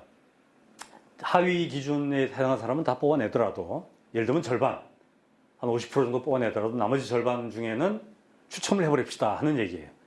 그러면 조금 경쟁의 강도가 약해질 거 아니냐 하는 그런 얘기를 하는 거죠. 사실은 미국에 이런 뭐 제안까지 나오는 게 너무나 치열한 경쟁이 있다는 거예요. 우리나라도 마찬가지입니다. 서울대학교 들어가고 연세대학교 들어가고 뭐 카이스트 들어가고 그런데 이게 불과 수능 점수 뭐 문제 한 두어 개 차이 그거 아닙니까? 그걸로 인생을 바꾸는 거예요. 근데 그게 굳이 뭐 대기만성이란 말 이런 걸 동원하지 않더라도 그게 그 사람의 인생을 판단하는 기준인가에 대해서는 뭐 의문이 이미 많습니다. 누구나 동의할 거예요. 근데 그걸 유지하는 이유는 딱 하나예요. 다른 대안이 없기 때문에 그래요. 다른 대안이 없고 그게 가장 공정해 보이기 때문에 그런 겁니다. 공정하게 겉으로 보이는 거죠. 그게 아니고 만약에 모두가 동의하는 어떤 시스템이 있다면 예를 들어 추첨 있다면은 좀 낫지 않을까. 그리고 추첨을 했을 경우에 좋은 점이 바로 이겁니다. 여기 인성 문제, 겸손의 문제가 나오는데 완전히 점수로만 해가지고 올라간 사람들 경우는 어쨌든 간에 결과로만 봤을 때 이건 내가 잘한 것이다. 내 덕분에 내 스스로 이룬 것이다. 라는 굳은 신념이 생길 거 아닙니까? 그게 바로 오만인데, 능력주의 오만이라는 말을 써요. 능력주의 오만으로 인해서 모든 게 잘못되고 그러는데, 겸손의 미덕이 여기서 일부라도 나타나지 않을까. 추첨을 했다면.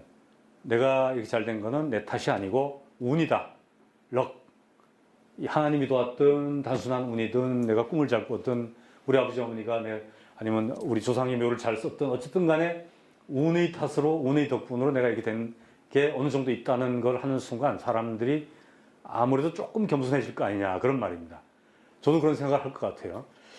여기 계신 분들 다수가 그럴 테고 저도 마찬가지입니다만은 메리토크라시의 어떤 그 시스템 하에서 사다리를 타고 그럭저럭 올라왔기 때문에 여기 다들 앉아 있는 거 아니겠습니까?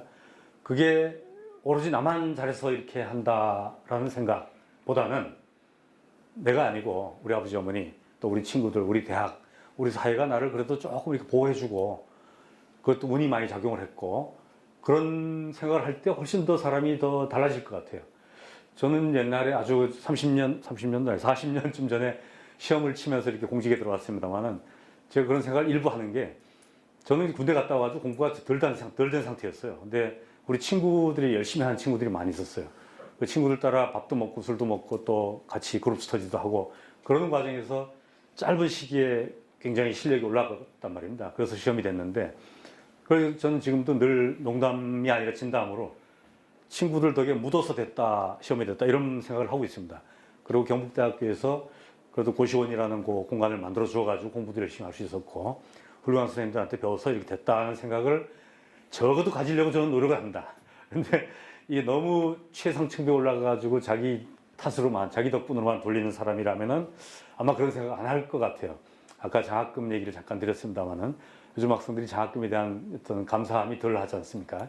그런 게 어쨌든 이런 대안이 나왔다 하는 걸 말씀드리고요. 우리나라 맥락에서는 이미 다 아시는 내용입니다. 기본소득 얘기가 나왔었고, 물론 교육균형 얘기도 최근 들어서 갑자기 나타나고 있습니다. 이제 여기서 한 가지 제가 관심 있게 추가하려고 하는 건 공간 측면입니다. 수도권, 전국권의 격차가 굉장히 심한 건 이미 다 아시는 겁니다. 그래서 이 내용을 전체를 묶어가지고 제가 작년에 논문을 하나 쓴 게 있는데 여기에 보면 공간 불균형 얘기가 나옵니다. 그래서 주로 이제 교육하고 행정의 어떤 내용인데 공간 얘기를 지금부터 잠깐 추가로 드릴게요. 저 말도 제가 만들어낸 말입니다. 공간 메리토크라시라는 거는 능력주의인데 메리토크라시인데 공간이라는 맥락에서 일어나는 것. 저 그래프는 전국권, 제가 이제 지방이라는 말을 참 싫어해요. 수도권 대학, 지방대학 이렇게 구분을 하잖아요. 저는 저 논문에서 쓸 때도 제가 지방대학, 지방이란 말을 잘 안 씁니다. 수도권, 전국권이라고 구분을 하는데 어쨌든 전국권 인구하고 수도권 인구의 비중 변화가 2000년부터 지금 있는 거예요. 저게 뭐 1950년대부터 하면 훨씬 더 급경사죠. 근데 지금 기간을 한 20년으로 짧게 했기 때문에 저렇게 완만하지만 분명하게 나타납니다. 2019년, 2020년을 기점으로 인구가 완전히 역전됐죠. 그 역전되는 인구만이 아니고 보면은 뭐 기업, 고용, 조세, 서비스 이런 데서는 더 심하게 나타났죠. 뭐 특히 여기 보면 서울대생의 출신지. 이제 수도권 65%는 뭐 이제 다들 인정해야 될 것 같습니다.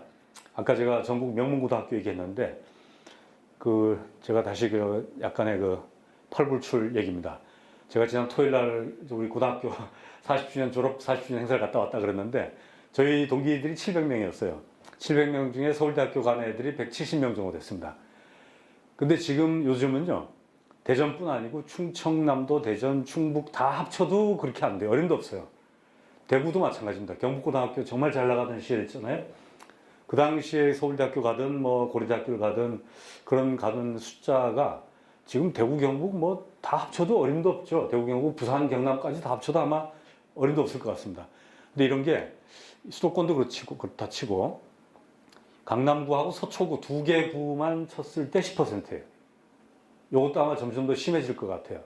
이거 말이 안 되는 얘기죠. 인구 비율로 따졌을 때는 참 뭐 0. 몇 프로일 텐데 10%가 서울대생의 10%가 좋다. 근데 이런 게 보면 한번 생각해 보십시오. 이게 그러면서 서울이 잘 나가고 있잖아요. 서울 집값이.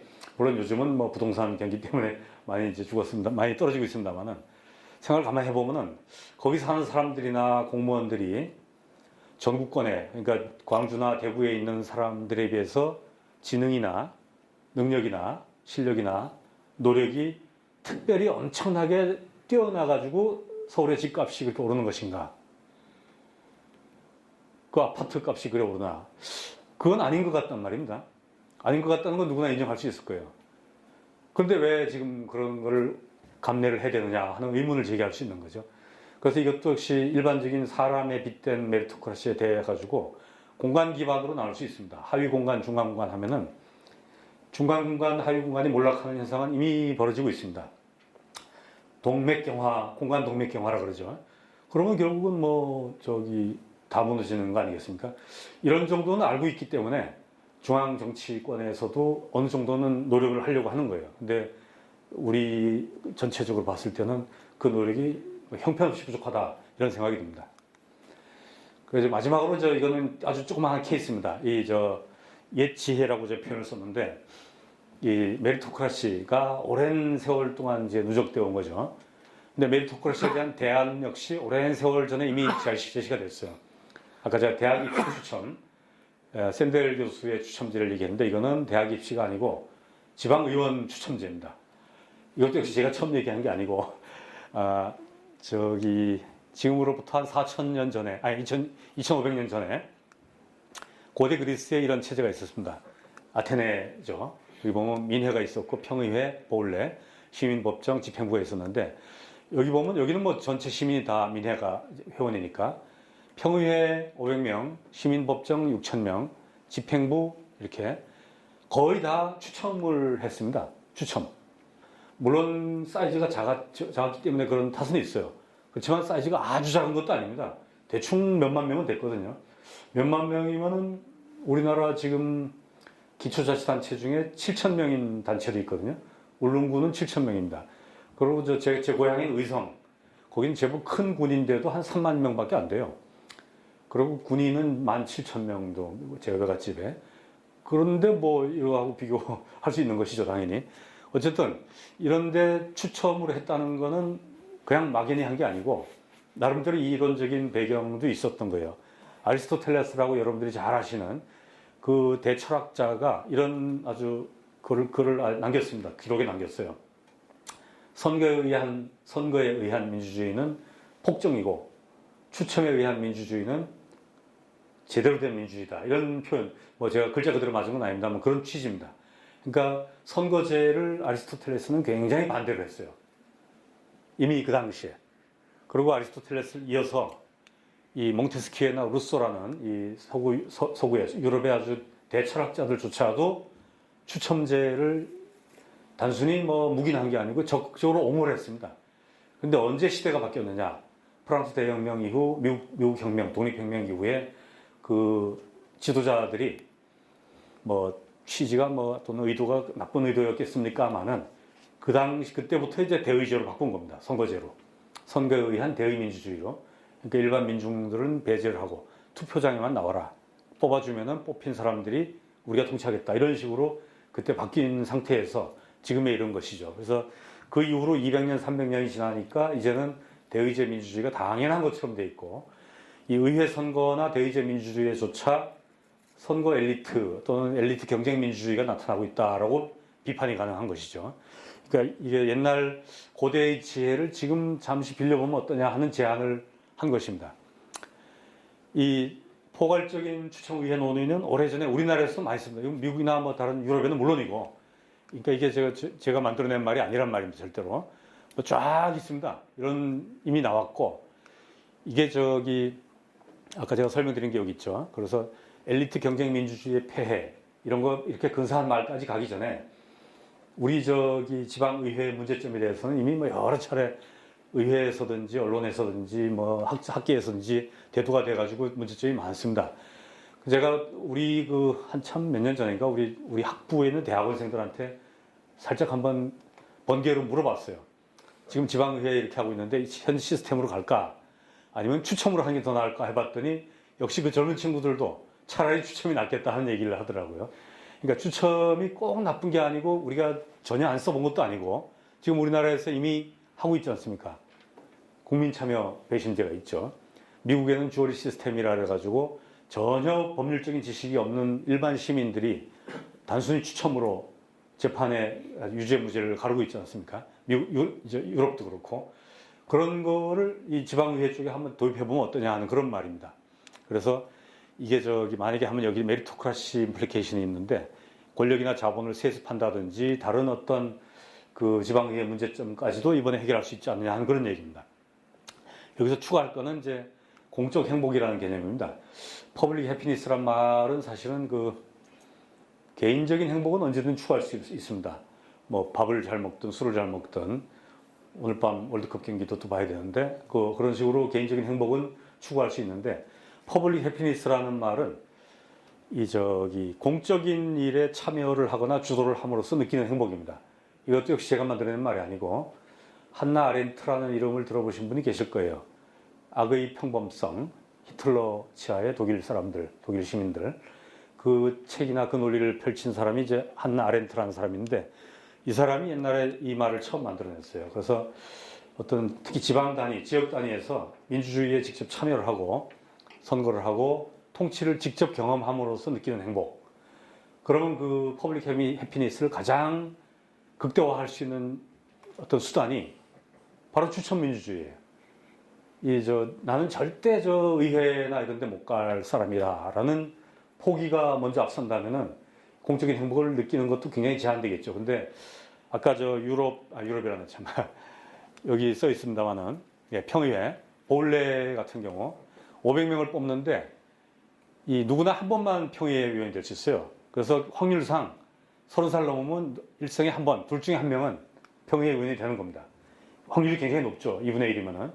로또 확률보다 훨씬 높죠. 그런 게 만약에 이게 우리만의 기초지방의회에서 이런 식으로 일반화된다면은 이 퍼블릭 해피니스의 어떤 조건이 어느 정도 갖춰진 거 아니냐 그런 생각을 얘기를 할 수 있습니다. 자, 마무리를 하겠습니다. 이게 요거는 제가 아까 설명드린 그 전작들, 주요 전작들을 대안을 몇 가지를 내놓은 것 중에서 제 나름 임의로 단책, 중책, 장책 해가지고 이제 단기적으로 이렇게 하는 거, 이런 식으로 썼습니다. 이거는 요약한 것 뿐이고, 이 다니엘 벨의 경우는 좀 특별한 거예요. 중국의 현능주의이기 때문에, 중국 현능주의가 그 자체로 많은 비판의 대상입니다. 그 비판의 대상인 현능주의를 어떻게 극복할 것인가 하는 얘기를 이 다니엘 벨의 이름으로 제가 잠깐 빌려왔습니다. 여기 보면 공직자 얘기도 있고, 공산당 얘기도 있고, 언론 자유 얘기도 있고, 이런 얘기를 많이 하고 있습니다. 자, 비판의 비판인데요.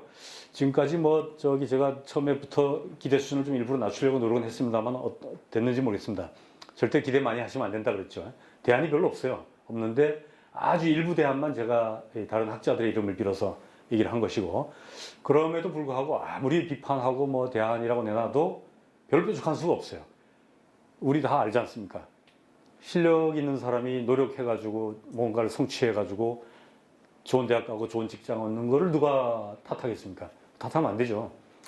이제 문제는 그 능력주의, 메리토크라시의 어떤 폐해가 너무 극단적으로 나타날 때 그런 걸 대비해서 뭔가 장치를 만들어 놓자 이런 말입니다. 그럼에도 불구하고 몇 가지 이제 공정성이란 이거는 아무리 누가 뭐라 그래도 특히 요즘 젊은 세대에 대해서는요. 그 인천국제공항 인국공 사태에서 나타났지 않습니까? 일부 아주 사소한 얘기, 사소하진 않지만 굉장히 규모가 작은 이야기였는데도 전체 청년들이 들고 일어났어요. 굉장히 심한 사태까지 번졌죠. 그리고 이준석이라는 정치인의 어떤 개인적인 그 매력도 있지만은 그 사람이 주창하는 이 능력주의, 이 공정 경쟁 이것도 굉장히 설득력이 있습니다. 그래서 함부로 얘기를 못 하는 거죠. 그리고 제가 아까 단책 어쩌고 얘기했지만은 이것도 다 문제가 있어요. 하나씩. 그래서 결국은 뭔가 중간 접근으로 해가지고 단계적으로 하면서 논리를 보완하는 게 필요하지 않나 하는 얘기입니다. 이거는 제 생각이고, 아직 제가 어떤 논리를 근사하게 만들어 놓은 것도 아니고 해가지고, 이제 조심하면서 해야 될 그런 부분입니다.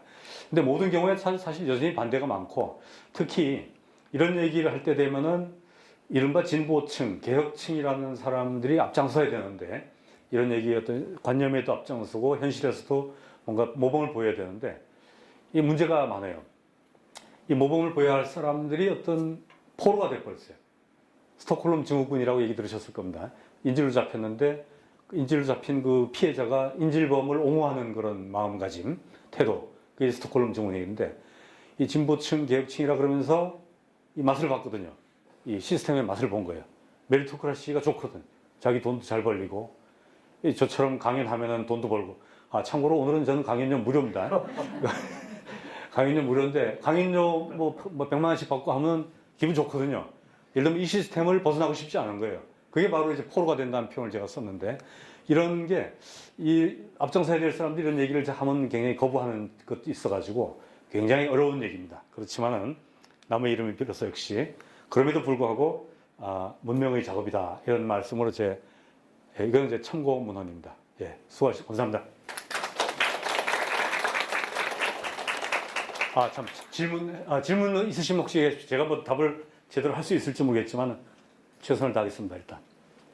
제가 학생들한테 하는 얘기가 질문이 없는 경우는 딱 두 케이스입니다.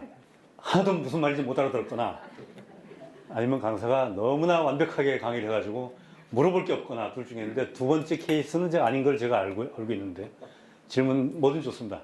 예일 사계 책에 대해서도 좋습니다. 예일 대학에 대해서도. 거기도 능력주의가 일부 그야말로 살짝 언급되어 있는데, 그 책은 명저는 아닙니다. 전문 학술 서적도 아니고, 재밌는 소설책도 아니라가지고, 읽으실 때 잠 안 오실 때 보시면 도움이 될지도 모르겠네요. 뭐든 질문 좋습니다. 예. 저는 17학번 행정학부 강자라고 합니다. 예, 행정학부 학생이네. 네, 작년 재미있게 잘 들었고요. 저 궁금한 점이 있는데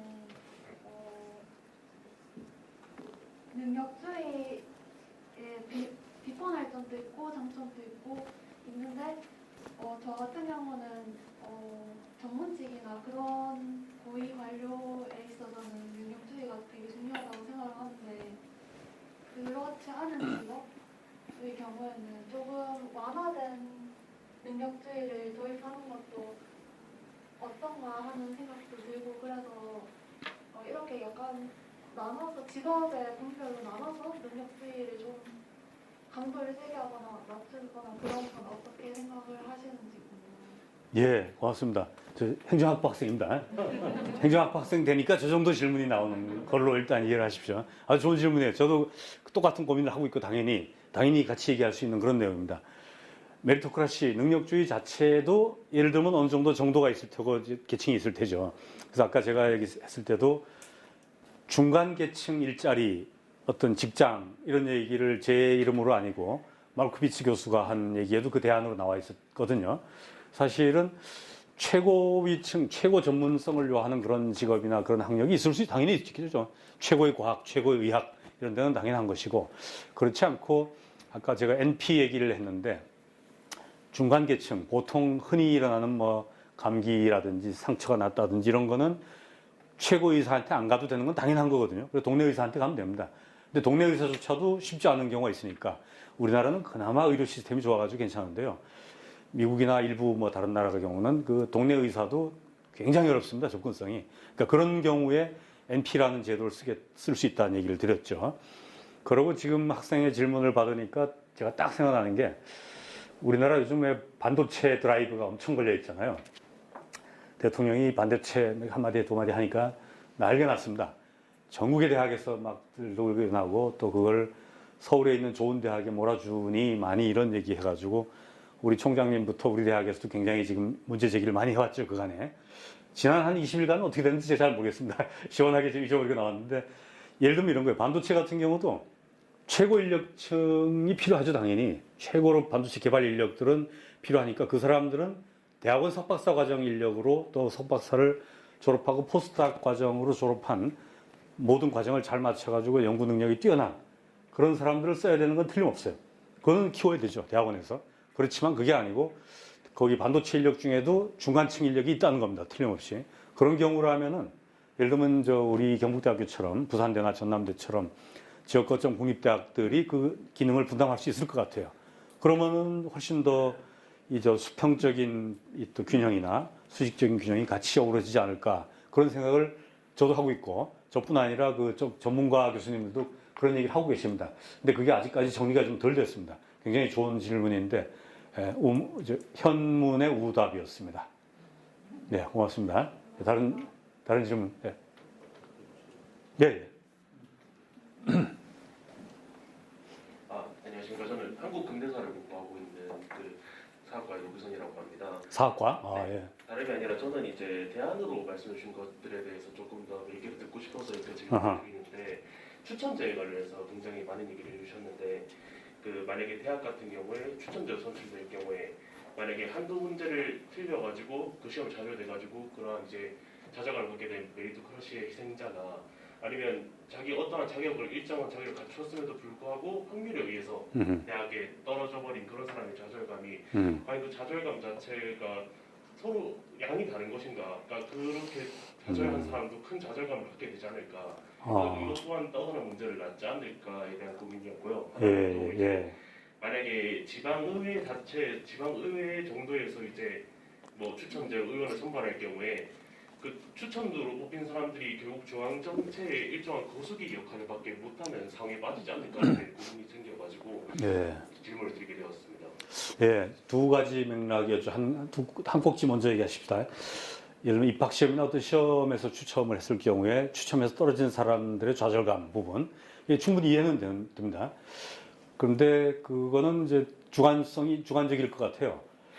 한 문제 차이로 떨어져가지고 아까도 능력주의 메리토크라시 얘기할 때 어떤 마음가짐, 태도의 문제를 얘기한 게 장점이기도 하고 단점이기도 하다는 제가 표현을 썼는데 한 문제 차이라도 어차피 떨어졌으니까 자기가 못 맞춘 거니까 그러니까 자기가 그걸 당연히 받아들여가지고 수용하고 하는 측면이 있는가 하면은 긴 맥락에서 보면은 인생의 긴 맥락에서 그 한 문제가 내 인생을 바꿨다라고 자책을 하거나 그런 측면 또는 사회의 입장에서도 그 한 문제 때문에 떨어진 사람이 어떤 엄청난 인재가 될 수도 있었는데 그 기회를 놓친 거거든요. 그런 뭐 이게 맥락에 딱 맞아 떨어진 얘기는 아닌데 그 히틀러가 취업을 어딘가에 신청을 했대. 스위스인가 어디에. 그 사람이 그 아슬아슬하게 떨어졌다고 칩시다. 떨어졌대 실제로. 그 사람을 히틀러를 그 취업 받아줬으면은 아마 세계 제2차전이 안 벌어졌다는 얘기를 해요. 또 칼 마르크스가 뉴욕에 있는 조그만 신문사에 취업 신청을 했는데 거기서 안 받아줬어요. 그래서 영국으로 간 다음에 거기 공산주의를 연구해가지고 이렇게 됐는데 그때 만약에 거기서 받아줬으면 또 다른 일이 벌어질 수 있었다. 뭐 이런 맥락이 좀 안 맞는 얘기지만은 그건 어떤 주관성입니다. 개인적으로는 그걸 받아들이는 것도 있을 테고 개인적으로 안 받아들이면서 또 사회 입장에서는 다른 어떤 기회를 놓치는 그런 게 있을 것 같아요. 두 번째 그 지방의회 부분 그거는 거수기 얘기를 하셨잖아요. 좋은 논점 같아요. 그런데 지금이 더 거수기냐 다른 아직 실현되지 않은 대안이 더 거수기냐 하는 생각을 해봅시다. 지금 지방의회 의원들이나 지방 정치인들 다수는요. 그 중앙 정치에 어떤 예속된 그런 사람이라고 보면 대충 맞을 것 같은데 누구나 그렇게 생각할 겁니다. 구청장이 됐든 군수가 됐든 이 사람들은 그 지역 국회의원의 추천을 받거든요. 또 기초자치단체 의원들 경우도 그 영향력에서 벗어날 수가 없어요. 왜냐하면 자기도 한 칸 올라가가지고 군수도 해야 되고 하고 싶으니까. 그러니까 중앙 정치의 천병인 지역 국회의원들의 말을 무조건 들어야 돼요. 그럼 지금 이미 거수기 이미. 그런데 이제 새로 추첨으로 뽑힌 사람들이 만약에 있다. 그러면 그 사람들도 똑같이 거수기 노릇을 할 것인가?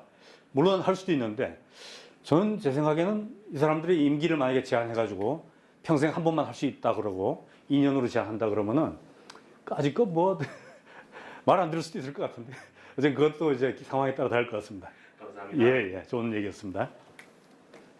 다른 질문 혹시 있으십니까? 예, 그러면은 오늘 강의는 마치고 혹시라도 예일 사계든 미국의 대학 시스템이나 미국의 언론 시스템 제 블로그에 가면은 이제 뉴욕타임스나 월스트리트 저널에 대한 기사도 있어요. 가끔 제가 쓴 것도 비교한 것도 있는데 그 예일 플러스 블로그에 가서 보시면은 이런 얘기나 뭐 다른 얘기냐 이런 얘기를 다양하게 접하실 수 있습니다. 제가 뭐 그걸로 돈 버는 건 물론 아니니까 마음 놓고 얘기 드리고요. 예, 이상 강의 마치겠습니다. 감사합니다.